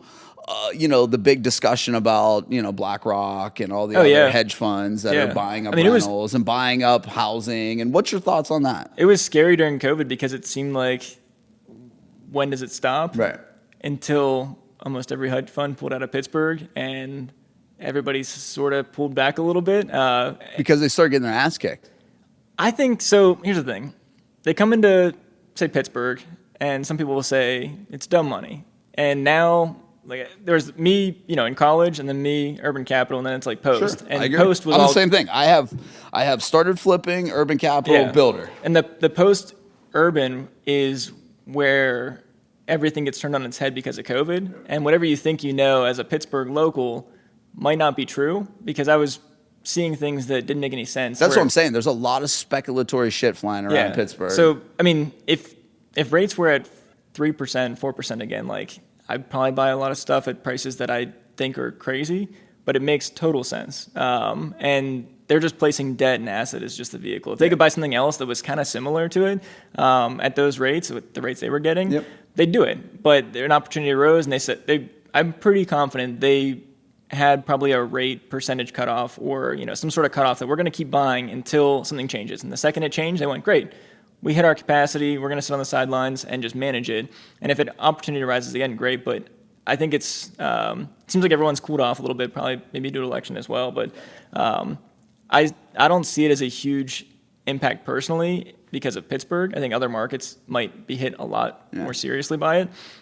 People need to realize, though, there's a fuckload of houses. It's a like, new there is phenomenon. A fuckload of houses. But and a lot of them are owned by like mom and pop investors. That's still what I'm to saying. This point. And a lot of homeowners. I'm a mom and pop investor. Yeah. Like, I don't have hundreds of units. Yeah, I it's have a small number handful that of units. the investors actually own. But if you go to places where like Open Door is still operating and like they're still making offers, it's crazy. I think my girlfriend's mom in Arizona sold her house to Open Door, I'm pretty sure. And it was like hard to figure out all the details to it through like not prying too much, but it's they're still operating out there and they're making great offers, and those markets are concerning to me. Like Phoenix. Yep. No, I have a buddy of mine in Arizona. Super concerning. We were just talking about his. I was like, bro, you are fucked up out there, dude. Anytime, every day I'm just like, I'm so glad we're here and we're not somewhere else. If I was in Arizona, I'd probably move somewhere else. I agree. And I look at it in the sense of, so I had a trip planned, and this is pre-hurricanes. So, I have a portfolio that's big enough here that I could live off of. I don't do that, but my thing about rentals is like keep it in an account, and at the end of the year, if I don't have CapEx, I just put 90% of it towards principal only. Great. And I redo it again. Yeah. So for me, I was like, okay, well, I love water sports and yada yada. And last year we went down to the chain of lakes in Winter Haven, Florida, and they have a barefoot, big contest there in January. And I'm like, fuck, this would be fun. It was real hard to get an Airbnb there. I'm like, okay, I'm not a huge believer of Airbnbs, but like if I could make a couple bucks, have a place in Florida to go to a couple times a year, awesome. Sounds good. Sounds great. It always sounds great. Right, sounds great. So pre-hurricanes, we're actually supposed to go next week, and I was supposed to meet a buddy of mine down there looking some houses on the chain of lakes. Yeah. My concern now is fucking insurance is pulling out of Florida. Crazy. 100% out of Florida. Crazy. Like, I might not even be able to buy a fucking house in Florida just unless because you pay can't cash. get insurance. Yeah, and I can't pay cash. Yeah, and even then, what would you want to? I would never want to, because again, from an investor standpoint, it's the insurance that's not how I want to allocate $750,000. Yeah, the idea is that like if your basement floods, great, you get a brand new basement at the cost of insurance. If not, you're making a few bucks on top of it. So it's like, so now my alignments are different, because I'm like, well, we're still gonna go. We'll have a family vacation, a little weekend, but I'm like, I don't even think this is a good allocation of funds anymore. And so if you take, that's a huge market that has big challenges, but there's other markets that have enormous fucking challenges. Yeah, enormous. And there's other markets that are around the coast that because have that's going to happen year challenges. After year. Never going to get better. Why is it going to get better? It's not going to get any fucking better. I mean, insurance companies in Pittsburgh are already denying for a 25-year-old roof. 100%. It's insane. Insurance companies are now demanding you to get your roof done, or they're not going to fucking keep you on. It's wild. And like, people don't have 18 to 20 grand spend. No. And so if you're in roofing and you offer financing, it's great. Or if you're an insurance company, you want to start offering, a side vendor that offers services. It's a great opportunity, but that's the reason why I'm just like, Pittsburgh's great. I don't disagree with you. I mean, again, like, we have water in our basements. I don't worry about we one have fucking thing. water in our basements. I get it, but like, our houses are old as shit. Yeah, and if it's been around for 100 years and it's not showing signs of issues, or just you have insurance, it'll be fine. We have insurance. But end of the day, it's like there's challenges to anywhere you go in real estate. Yeah, luckily we're not talking about like a national sort of what's going to happen for the next few years, but it's like in Pittsburgh, I'm pretty confident that no matter what happens, we're all going to be fine, which is how you can sleep at night pretty well. I don't know how everybody else does in other parts of the country, but if anybody's, bringing up like, interest rates or, housing freeze or what's going to happen, I'm not going to buy a house to this. It's like, you're crazy if you let anything stop you from buying a house, that's like a macroeconomic thing. In Pittsburgh, I think I've looked at the last 2 years as an opportunity because nobody really wants to buy. Well, that's the nice part too. I'm like, I'll buy, I don't know. If a deal comes my way, I'll buy it. You know what I mean? I'm not actively out bugging people for them, but if it crosses my desk and it's I feel like I can make some money on it and keep it as a, 10-year play, great. Yeah. I'm going to do it. Yeah. If I've had friends that started looking for, like, the one was like, hey, I'm looking for a $600,000 to $800,000 house in like the city.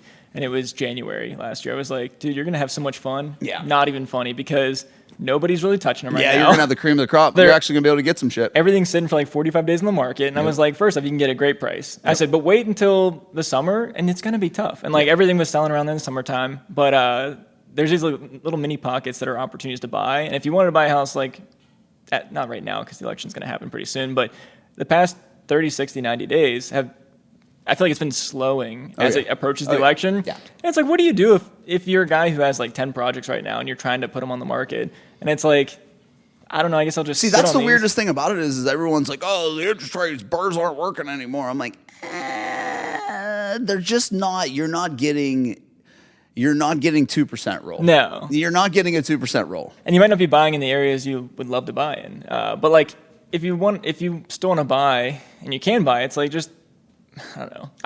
That's why. I mean, again, I think we're all spoiled. Well, we're spoiled, and again, I think all of us have pivoted in numerous different ways and done different things. Like we're looking.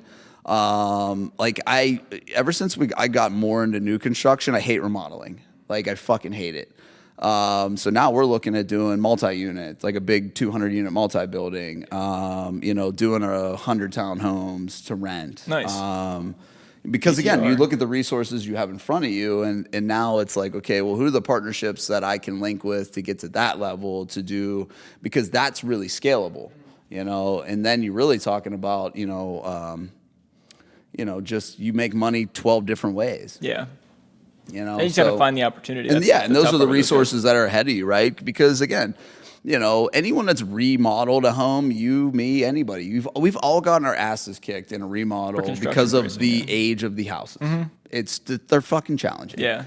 And it doesn't matter who you are or anyone that has ever done a deal in Pittsburgh. If you don't want to say you got your ass kicked, you're a liar. Yeah. The numbers might work out overall, but construction. You got your ass kicked getting there. Yeah. Unless you have crazy contingencies and you're that kind of person. But like, I don't believe it. Yeah, exactly. I remember in the place in the strip, 1890 house, super old, had dirt floor basement, crawl space joists, dirt floor. I walked in and told you you're going to get your fucking ass kicked.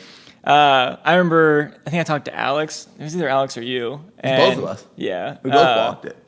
I was like, somebody said you should take out this wall and expose all this brick. And that wasn't me. Yeah. You told me about that. I'm pretty sure that was Alex. He said, expose this big long wall. It'll be beautiful. And I was like, yeah, why didn't I think about that? That makes so much sense. Tear it down. It's not brick behind it. It's brick on the exterior. Sure. It's old slag, the old concrete from the steel mills they used to have the remnants of. Yep. They built the first cinder blocks were there. And it looked really cool, but it's not a mass appeal thing. And as a personal house, if I was going to live there for 40 years, I'd keep it exposed and seal it, and it would have been really cool.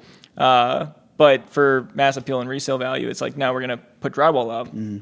But because I already took the old plaster and just plaster that was on the brick, I didn't have any studs. And when you think about renovating a brick house, you think 1950. I told you that. Yeah. I was like, who are you going to frame to? Even you take a craftsmanship house, it's like, you've got studs. Yeah. But on this house, it's like, there's no studs. And then this already smaller house in the city gets put in by 4.5 inches on both sides. And you're like, you got to be kidding me. So now I'm like trying to cheat. Like, how can I save a couple inches? We went to commercial metal framing for a few to like save an inch. And just stupid things. Which is even harder to work with. Yeah. Yeah. I started it and I went, no, we're not doing that. That sounds terrible. It's in my shower. It's in the shower wall still because I needed every space. Well, you needed it for the reinforcement too. So what are you going to do with that house? I can't find a neighborhood I'd rather live in than the Strip District. Really? Yeah. That was my next question. You going to stay in the city? Yeah. Yeah. Yeah. If you have kids, it makes sense to go to the suburbs. Sure. If I ever have friends who are like I was just asking because Alex moved out to the suburbs. Yeah, but he's also like into snowboarding and country, and he's like Sure. in Jackson Hole, Wyoming, and Yeah, doing that no kind of doubt. stuff. So, Yeah, 100%. if I travel, I'm going to. I asked that because a metro. my Yeah. selections coordinator lives in the South Side. Yeah. And her boyfriend, who's older, and he's very successful lawyer, and he still lives in the South Side. Yeah. But he has it laid the fuck out. Like, he's got the detached garage Everything. with the breezeway. Yeah. He's got the big Everything, backyard. It's fucking feng shuied out. Yeah. He's got the 2-tier garage with stairs on it. He does yoga on and shit. Like, Yeah. deck the fuck To me, that just sounds That's like not, that's suburban, you know what I mean? But I'm not a city, like, I wouldn't want to live in the city. No, I know, and it's a hard stance between the two. Yeah. Two very different worlds. Yeah, two very different worlds, but yeah, I don't have kids. That's what, that's what I'm saying. Like, Yeah. that's what I was for, you've seen, and what made me pumped that is the change over the last 5 Yeah. years or so in the city. Oh, it's awesome. Yeah. City living is. Gotten better. I grew up in. Outside of downtown. It's awesome, Yeah. dude. It's I mean, I went from growing up in Butler, PA, and my dad was here on the weekends, so I'd be up and we'd do a bunch of cool things. But you'd be in Butler and you're like, great, we want Chinese food, and there's one place, maybe two places, Yeah, and there's it's a like building now now for you. yeah, you have authentic places, and there's so many restaurants that are opening up constantly, Yep. which is really exciting. And Because you really like that kind of atmosphere. oh yeah, Yeah. that's like it's like pickleball and going out to eat are like my two big hobbies. So, let's touch. When did you get into pickleball? Because I've never seen you do shit athletically. I did track in high school. Yeah, you say that. Yeah, I You're did also hurdles. a rapper. I did hurdles. Yeah, hypothetically. Yeah, hypothetically. There's a lot of courts in Washington's Landing in the city that had tennis. Cool. And I was playing tennis with a buddy of mine, and this lady approaches us and asked us if we've ever heard of pickleball. And we looked at her like she was crazy because we'd never heard of it. And she said, well, I have this blog, this website, check it out. I'm going to advocate to have all these tennis courts that aren't used and cracked and everything to turn into pickleball courts. And 3 months later, all pickleball courts. And so it was cool to get approached by her and see it happen. We thought we'd give it a try. And we played basketball all the time. So like we're looking at pickleball like, what is this? Stupid sport, essentially. Yeah. It looks like it's for senior citizens, and it's not that cool.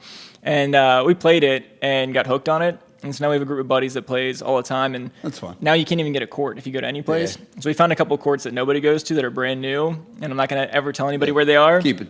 But, and so we play all out there. And, I was in Denver last weekend, and we went and played some pickleball and like Rocky Mountains in the background. But to me, it's like a new form of golfing. Yeah. It takes a lot less square feet. So if you're in the city, way more accessible. You don't have to drive very far. Tee times are not 7 a.m., 8 a.m. Right. You can go at noon if you want to. Yeah. You can, play and have a good time, have music, just like you would for golf. But the thing that I've noticed is there's a lot of people that I need, life gets busy. You almost need an excuse to hang out with people. It's hard to, when you're younger, you can be like, hey, let's just go out and have fun and, you go for need drinks. more of an excuse as you get older. You need an excuse. Yeah. And so, it's even worse when you have kids. Yeah. You do it with like the gym in the morning. I hear you and Singer talk about, hey, we're going to go to the gym, yada, yada. It's a nice way to like socialize, bond, and you have something as a mutual, I don't know. Yeah, it's weird activity. now that you say that because, like, for me at my age and with kids and, like, the friends group I have, like, we all get together by doing, like, a construction project. Yeah. Like, we poured concrete on Saturday. Yeah. It was, like, 5 of us. Yeah. That was, like, the It guys gets you getting, together. that was, like, the guys getting together. It's kind of sad you need an excuse. Had but a it's case of beer, you know what I mean? A lot of people, it's like, holidays are their excuse to get together with family. It's like, but if you can get some sort of a rhythm or something that, people are also interested in. Sure. That's why most of our friends are in real estate, is it's our common interest, and you work on things together. You can tell stories about it to each other, different things like that. So, well, we all learn from each other. Yeah.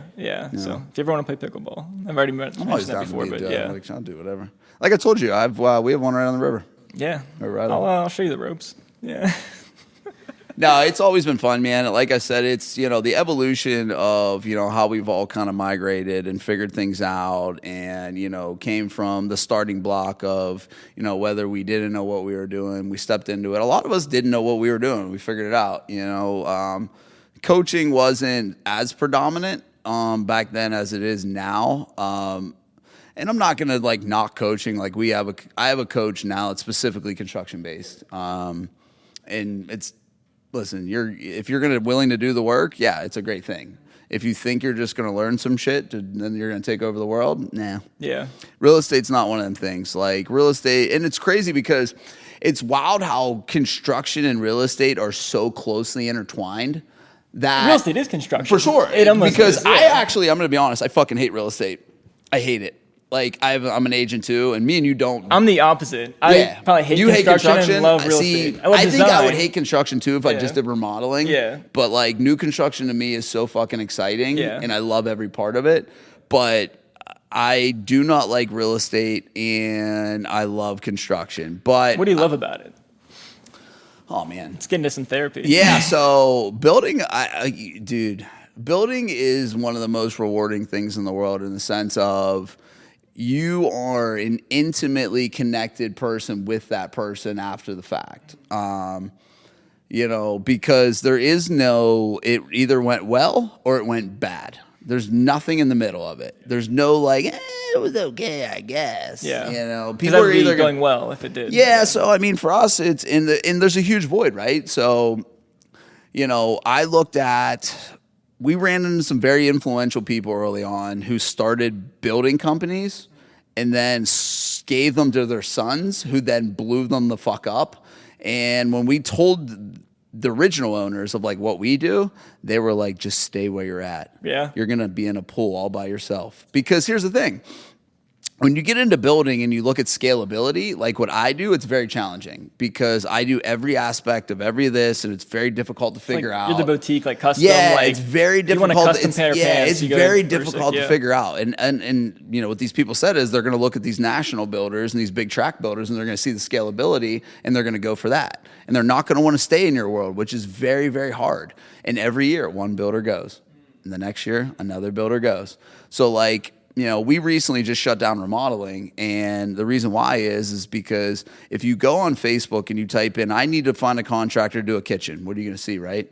7,000 tags and comments of a contractor. Yeah. But if you go on Facebook and say, hey, I need a custom home builder, who do you get? Yeah, you don't get that many. You get 3. Yeah. And they'll probably talk to all 3, and they're all probably going to, I don't know. We're all around the same. Yeah. It's just what value do we deliver? Yeah. And so, you know, for us now, we're like, you know, the hype train behind us is they're just, we are the most uncorporate fucking company in America. You're going to walk in, you're going to see a bunch of people covered in tattoos. It's a Bursic special, yeah. Yeah, but like, it's so wild man, because like, we just hired a kid from 84 Lumber corporate office to run our purchasing manager section and be a project manager with us. And he was like, bro, as soon as I came in and seen you guys were covered in tattoos, he's like, I want in. Yeah. Because he's like, I don't like the corporate structure. You know, it's the new wave of business. Because, you know, corporate, everyone's kind of getting tired of it. People are getting tired of being told what to do and yada, yada, and this and that. And you have no real scalability to it. You're just a number. And there's no, you know, and that's the community. Thing. Yeah. I mean, for us is, community for sure. You know, for us is, it's like, you know, we're almost at the point we need 2 offices. Not happening. Not fucking happening. Because when you break up the community, it's tough. Community ain't the same. So, you know, for us, it's, you know, it's the same motto at Urban that I had that as I have now. Is I want you to like me more than you like them. Yeah. I used to say that all the time. It's still the same game. And you're good at it. You know, when we now offer something that's, you know, I was confused whenever we got into building, and I knew how hard it was going to be to break into that market.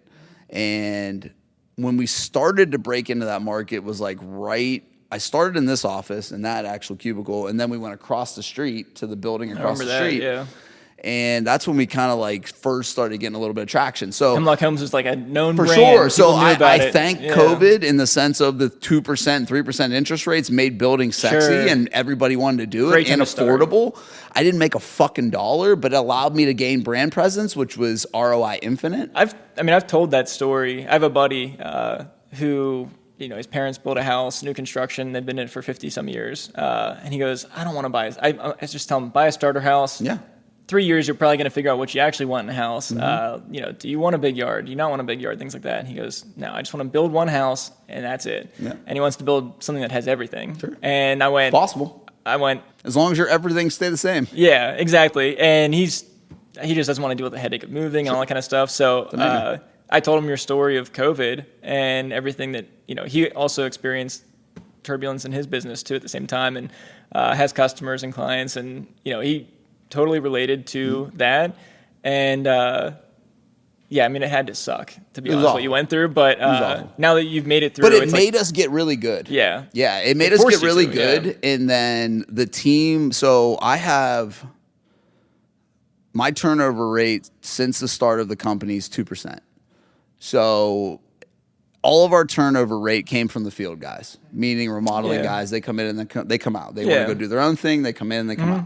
My office staff has been basically the same since I've started this company. That's awesome. Like my operations manager, she's been with me from the first office. You're just getting better and better. Our selections coordinator started as an admin, started our first office. We have a lot of people that have rode this wave for, over 5 years and, getting into 5 years and like. That's the turning point. Yeah. Yeah.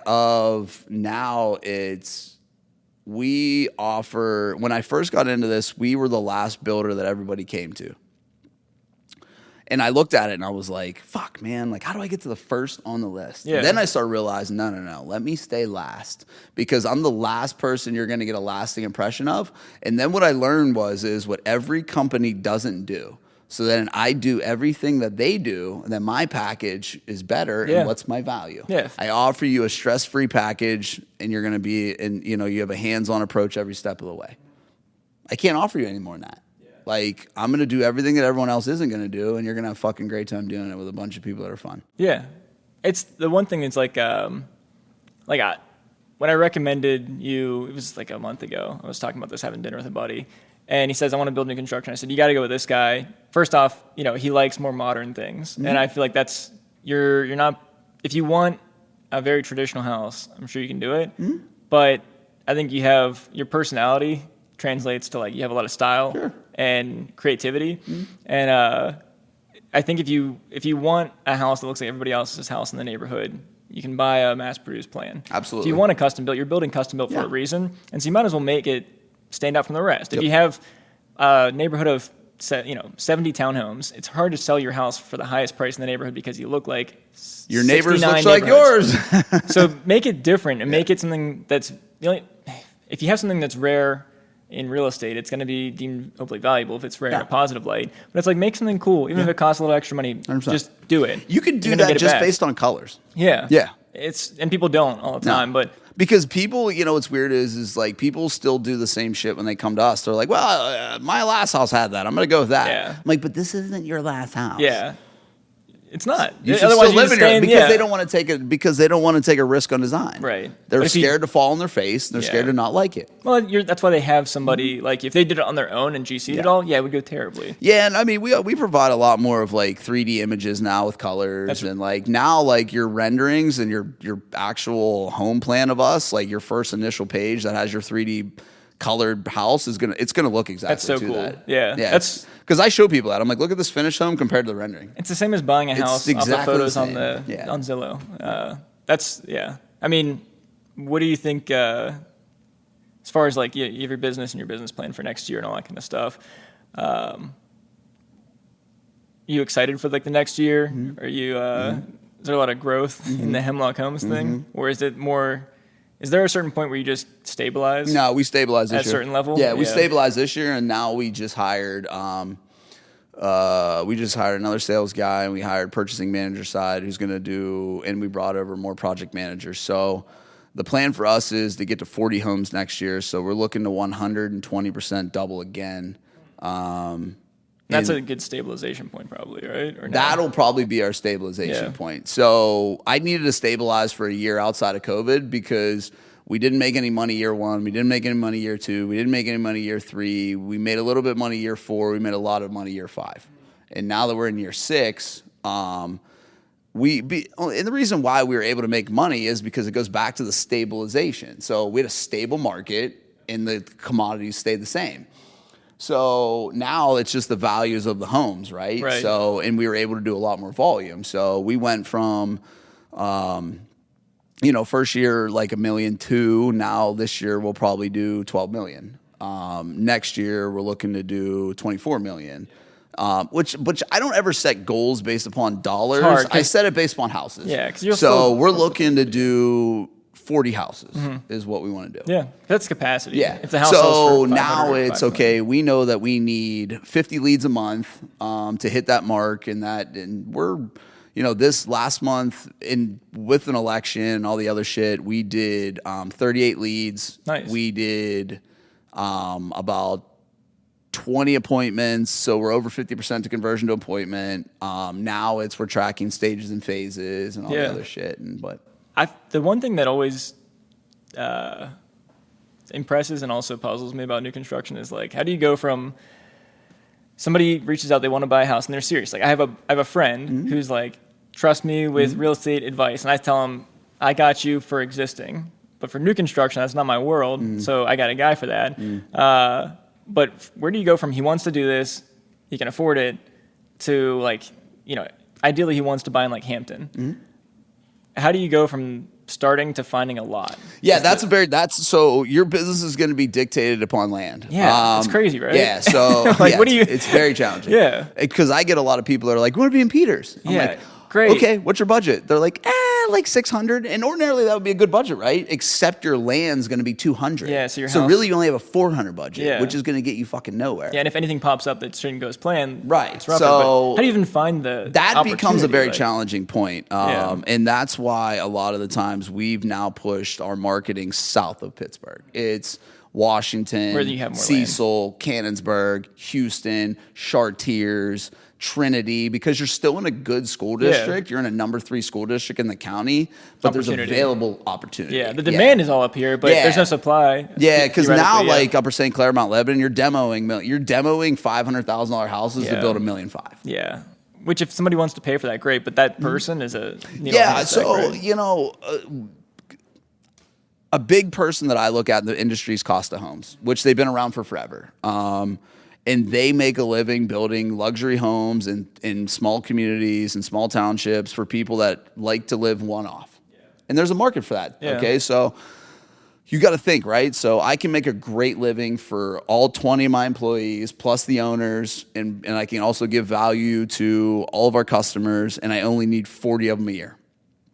Whereas a production builder, you need 1,500 homes a year. Sell every year. Mm-hmm. So now you have D.R. Horton that's come into town, who is the number 1 largest home builder in the country, and now are having a land battle in position with NVR, which is the 4th largest builder in the country. Biggest one here, right? Which is the biggest one here. Now they're having a direct head-to-head battle, that's an $85 billion company and a $65 billion company going fucking head-to-head, and they're buying everything. It's wild. So I'm just like, I'm going to stay over here. Yeah, I'm not going to play with that. I'm going to stay over here. I'm going to stay where I'm at. And I'm just going to keep my, little custom flow that I have. And again, I've watched too many people get beat up in new construction based upon ego that want to build these cool, giant, lavish homes, where I make a great living building a 2,000 square foot ranch for the perfect client. The coolest 2,000 square foot ranch. For the perfect client avatar who really enjoys that. Yeah, because not everyone needs. Because you're getting a much better built home coming to a private builder. Yeah, as you are, for sure. You are to the NVRs and the Mirandas, and again, those are. But listen, those companies service a need. They service a need for someone who wants a lot of square footage for the least amount of price. But you're also going to need to remodel that thing in 5 years. Yeah. So, talking about leads, conversions, and then you have to find the land to really convert somebody. You can get everybody who wants to buy, but availability. I'm sure you get people who say, either build new construction, or if there's a house we can fully remodel, we're down with that too. Yes. But that's a different process, those two things. One is more scalable, one's not. Yeah. But would you do like full gut remodels of not anymore. No. Because there's an opportunity for that. There I'm is, sure. but there is. So I take it back to this. We're finishing up the last couple of our projects. We just did a finished basement in Peters Township. It was $256,000. That was mostly the basement, a little bit of the first floor, but primarily like a baller ass fucking basement. Sounds like it. Baller. Yeah, it should have been. Yeah, baller. For that baller. Much, Took us 5 months. Probably made $90,000, which is great. You know what I mean? Can't complain with that. We build houses in 5 to 6 months. Yeah. And we make double. Did you say earlier that you love remodeling and construction? No. Okay. I hate remodeling. I love remodeling. You love construction. Yeah. Is there any part of it that is cool to see, go from land to an actual existing building. Foundation's crazy. You can drive. Foundation and framing's crazy. Yeah. It's because when you look at how much goes into it and like you're like setting up, so this is where everyone gets fucked up, is like almost everybody who's in, I shouldn't say everybody. A lot of people. There's a lot of people in the construction world that can build a home. Once it goes past foundation. Sure. But like the ability to set a home correctly with a foundation and balance the dirt and make sure it sits properly and like your stairs are going to work and your garage depths are going to work and your stairs into the home are going to work. I'm sure we've all seen a home. You walk into a house and you have 9 stairs into your garage door. Like what's that's going on? set wrong. Yeah. That house is fucked up. So like, you know, you get a lot of challenges with that. Once, you know, my partner Ryan is, dude, we've built, now it's crazy to think that we built almost 80 homes. And it's a lot. It's a lot. And I've only seen elevation. 4.5 years? Yeah, and I've only ever seen, that's crazy. I've only ever seen an elevation get screwed up 1 or 2 times. And it was fixable, but it's costly on us. Yeah.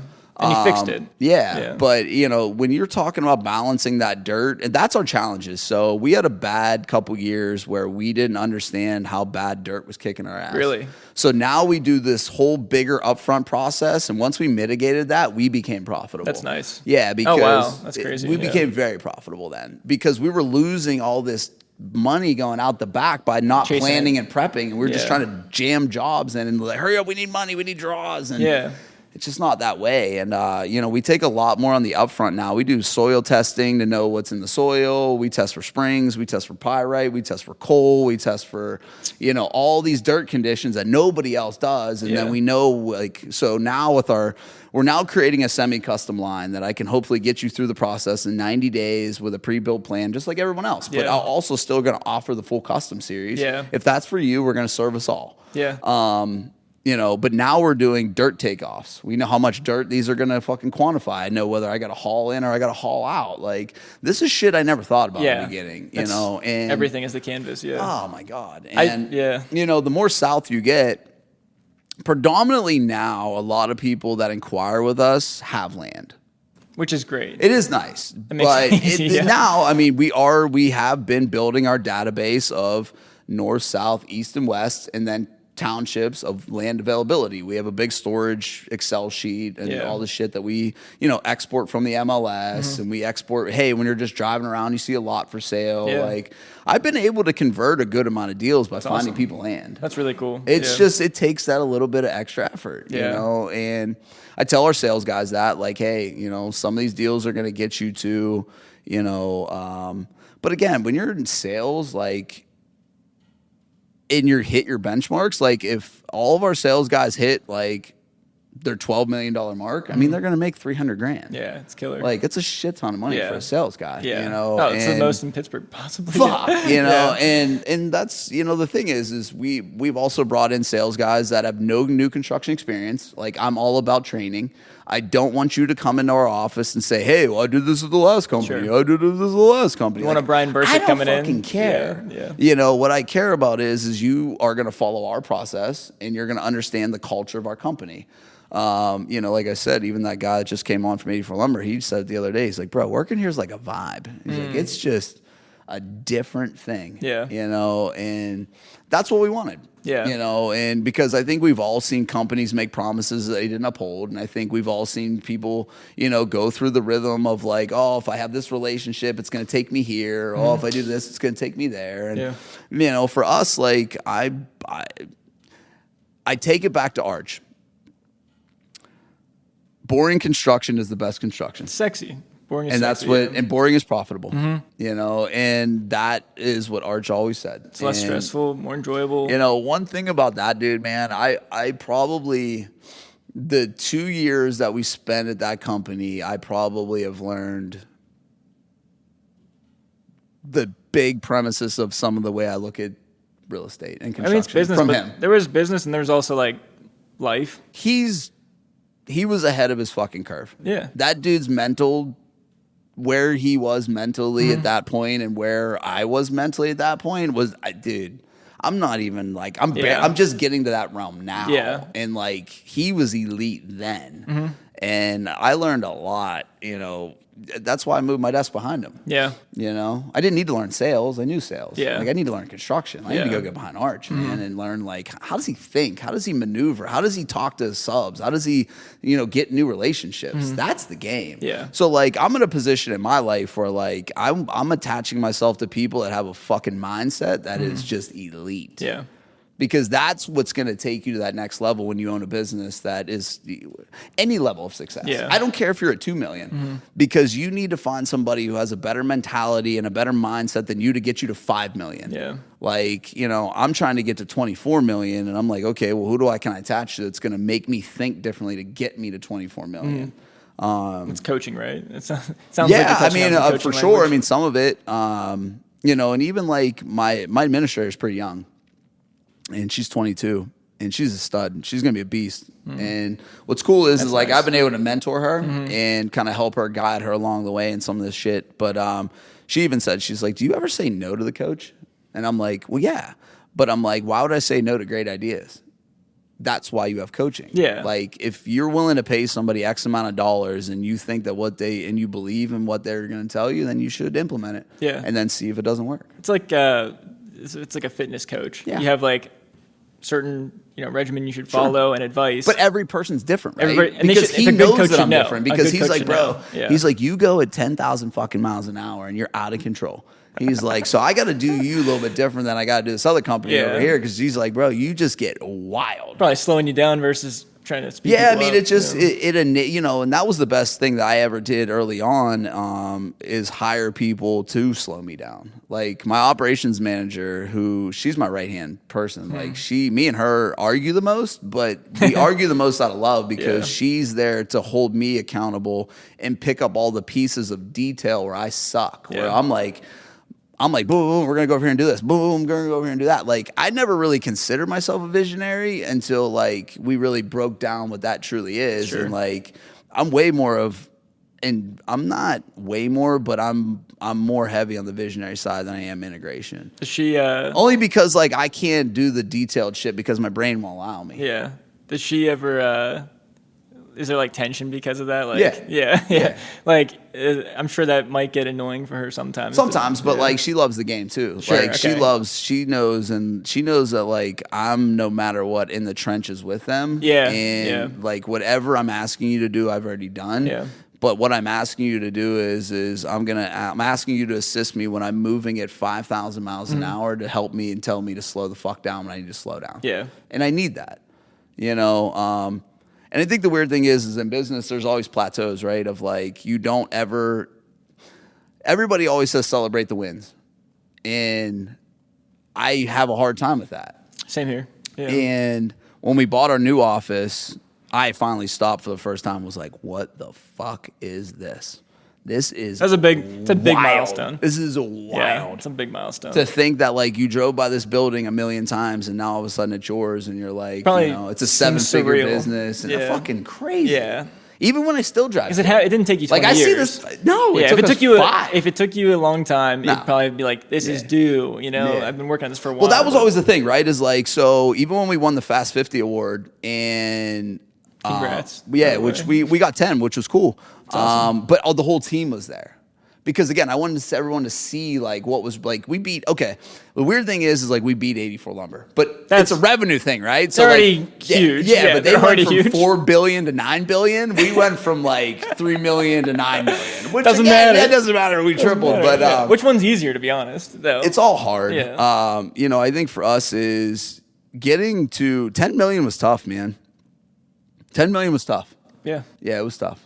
To get stable. I don't ever think one part of anything you've done has been easy. No. I think you had the right opportunities, but you had certain opportunities that were nice. But we were willing to capitalize on them. But it wasn't even like it was handed to you or No, easy. nothing. I didn't through COVID. I didn't pay myself. I didn't pay myself. Me and Steve did not pay ourselves for 13 months. Yeah, and I don't know most people could ever do that. A lot of people wouldn't want to. Yeah, and that's toughing it out. If you never quit on something, and then whenever I realized that it's just like a flip that goes sideways, right? Yeah. So like you're upside down.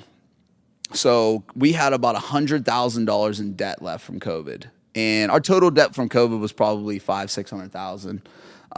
And we pecked all that away and got it back to like $100,000. And Huge. I'm like, fuck, dude. I'm like, I can't see through this fucking debt. Yeah. So then I personally paid it off and then got the vision of the company very clear. The stress and went then, away, the stress kind of went away. Yeah. And then we fucking boomed it because we were not focused on that $100,000. I was just focused on paying back $4,000 a month. Just making proper decisions. That's it. You know, making proper decisions and then putting the things implemented in place to be able to do that. But yeah.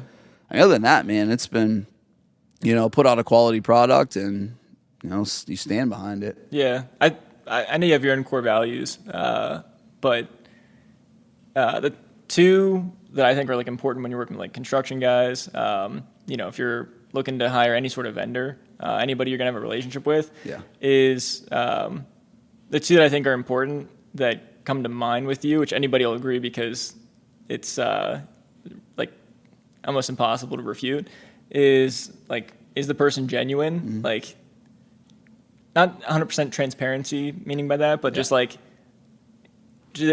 genuine and intentionality, I think are kind of similar. Yeah. But if you're building a house, like what are your intentions with the house? Is it to make 1,500 homes at the cheapest cost of production? Or is your intention to make sure that customer, like you said, it's either terrible or went amazing? And like my thing is I want to build a home that I would live in. That's what I was going to say too. Is it's like every time. That's your intention. Is every time a home builder who's going to build the house like it was his own home. Yeah. It's crazy. Yes. Or like even if you have some there's people who are like agents, and it's like if you had an agent who's going to represent you like they would represent themselves. I mean, when you don't always get that, but like if you're genuine and you can find somebody who's genuine but also has the right intentions. And your intentions have to be pure. And like because there's a lot of money that swings. And here's the thing. It's not always going to go great. You had some foundations that didn't go well once, right? I've given up a lot of money, millions, and it's what your intention is. And even if so I think to the house in the Strip, old house, lots of renovations, and I remember Alex said after the fact, he's like, "I bet you could have just hired me, and I would have had it done quicker and for cheaper." And I went, "Yeah." She learned a lot. And the guy that I wanted to work with was a close friend, and I knew that his intentions were like the guy putting in every single piece of tile and trim, his intentions are supreme, just nothing but the best. And whenever, you have that, but you're not swinging hammers and things like that, but then your team but it correlates to them. Has the community, they feel valued, and you pass all that down through them, and you wouldn't have anybody unless they did. Yeah. That all comes through. I'm very good at understanding the defects of each team member. So, like for me now, I sit in every department and I help every department through certain periods of the week. But when I understand that this person doesn't align with a certain thing, I hire somebody that has a trait that fills their gap. So what I mean by that is like when I hired Sarah, it's because I knew that I could not. I move at too fast of a pace. Now, what's really funny is I'm bred in sales, like bread, but I needed to get out of sales because I would just give shit away.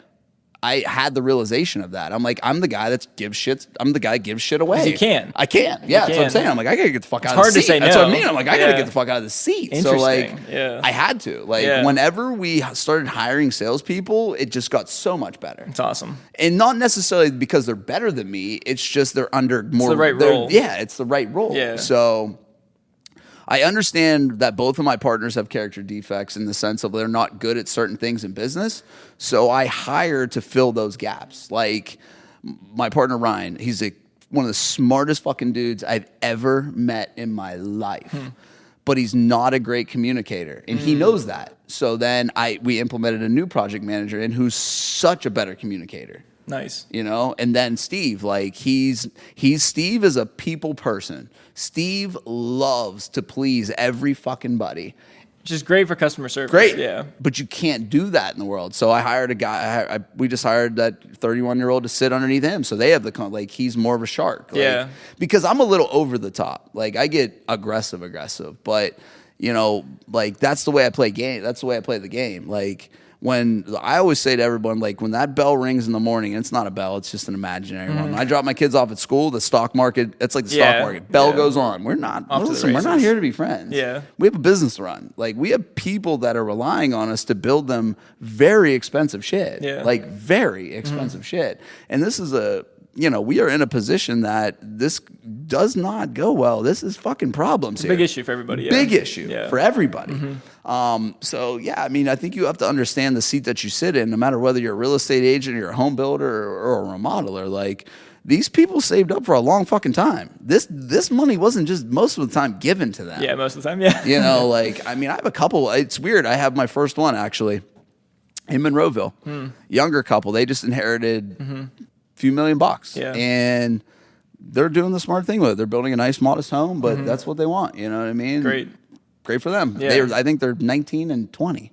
Oh, like, you're not kidding. Yeah. You know what I mean? You're like, dude, I mean, they could spend their money on a fucking Ferrari. Yeah. Responsible for young sure. adults. Yeah. So, more or less though, like I said, it's our real client avatar is that later person transitioning into their actual final home. Yeah. And they've worked forever for this money. And if you're going to target section of new construction. I mean, you were saying we've aging had some of the greatest demographics, 2% we've had rate. some of the greatest fucking people in the world. And again, I think we've always touched the baseball on that at Urban too. Is like we've met some fucking amazing people, amazing people.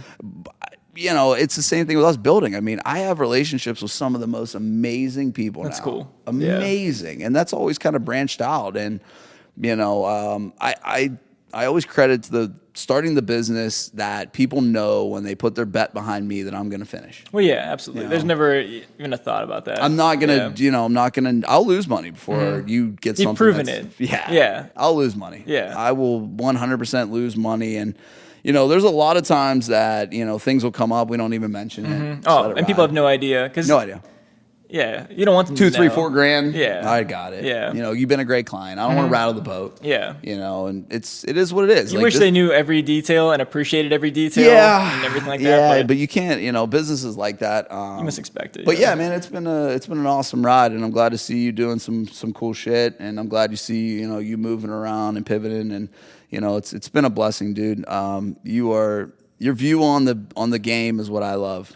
You are very intelligent when it comes to how you methodically move and you plan and you prep and you do these things. I give you a lot of credit for that. Your mindset is far superior than most, and that you should be very proud of. We've all gotten our asses kicked over the last years, and we've all done things great. We've done this, but we've all branched out and done different shit. And we all circle back, and we're still together. We're still cool. We're all still friends, and and that's been the core group of us that still get together and still do these things is amazing, and it's a blessing for us because we're all still here and we're all still profitable and we're all still doing things that we love to do. And credit to you, man. You've been able to do some cool shit in the game, build some awesome relationships, and you should be proud of that. I've been watching, and it's been a great thing to be.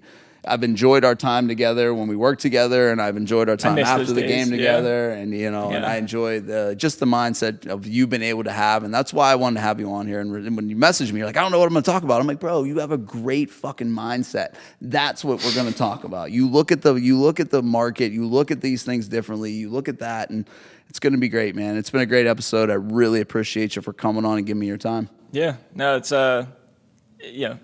the 5 closest people to you are who makes you up. And as far as real estate goes, you're one of the 5. Appreciate it. And so it's a reflection of yourself. So I appreciate everything you said, but you've impressed me more than I've impressed. Well, maybe not. Maybe you had lower expectations for me, but no. I mean, I had high expectations for you, but you blew those out of the water. I remember going to your 3 first properties that you built, and I was like, there's people who do that, and you go, I think it's going to go terrible. Yeah. And then with you, maybe not anything in the world, but there's a lot of things where it's like, he loves it, he's passionate about it, and he's willing to keep going and never give up until he figures it out. Yeah. And it's crazy to see. I still can't believe you've done like 80 homes in 4 or 5 years. Yeah, it's wild. That's never where I would have guessed like 30. Yeah. Would have been like, wow. Yeah, like 30 would have been awesome. But I'm super impressed. And thanks for having me on, but I'm excited to see what you do for the next 5 years. That's the fun part. I appreciate your friendship, man, and I really do. And with that, we'll end it. Cool.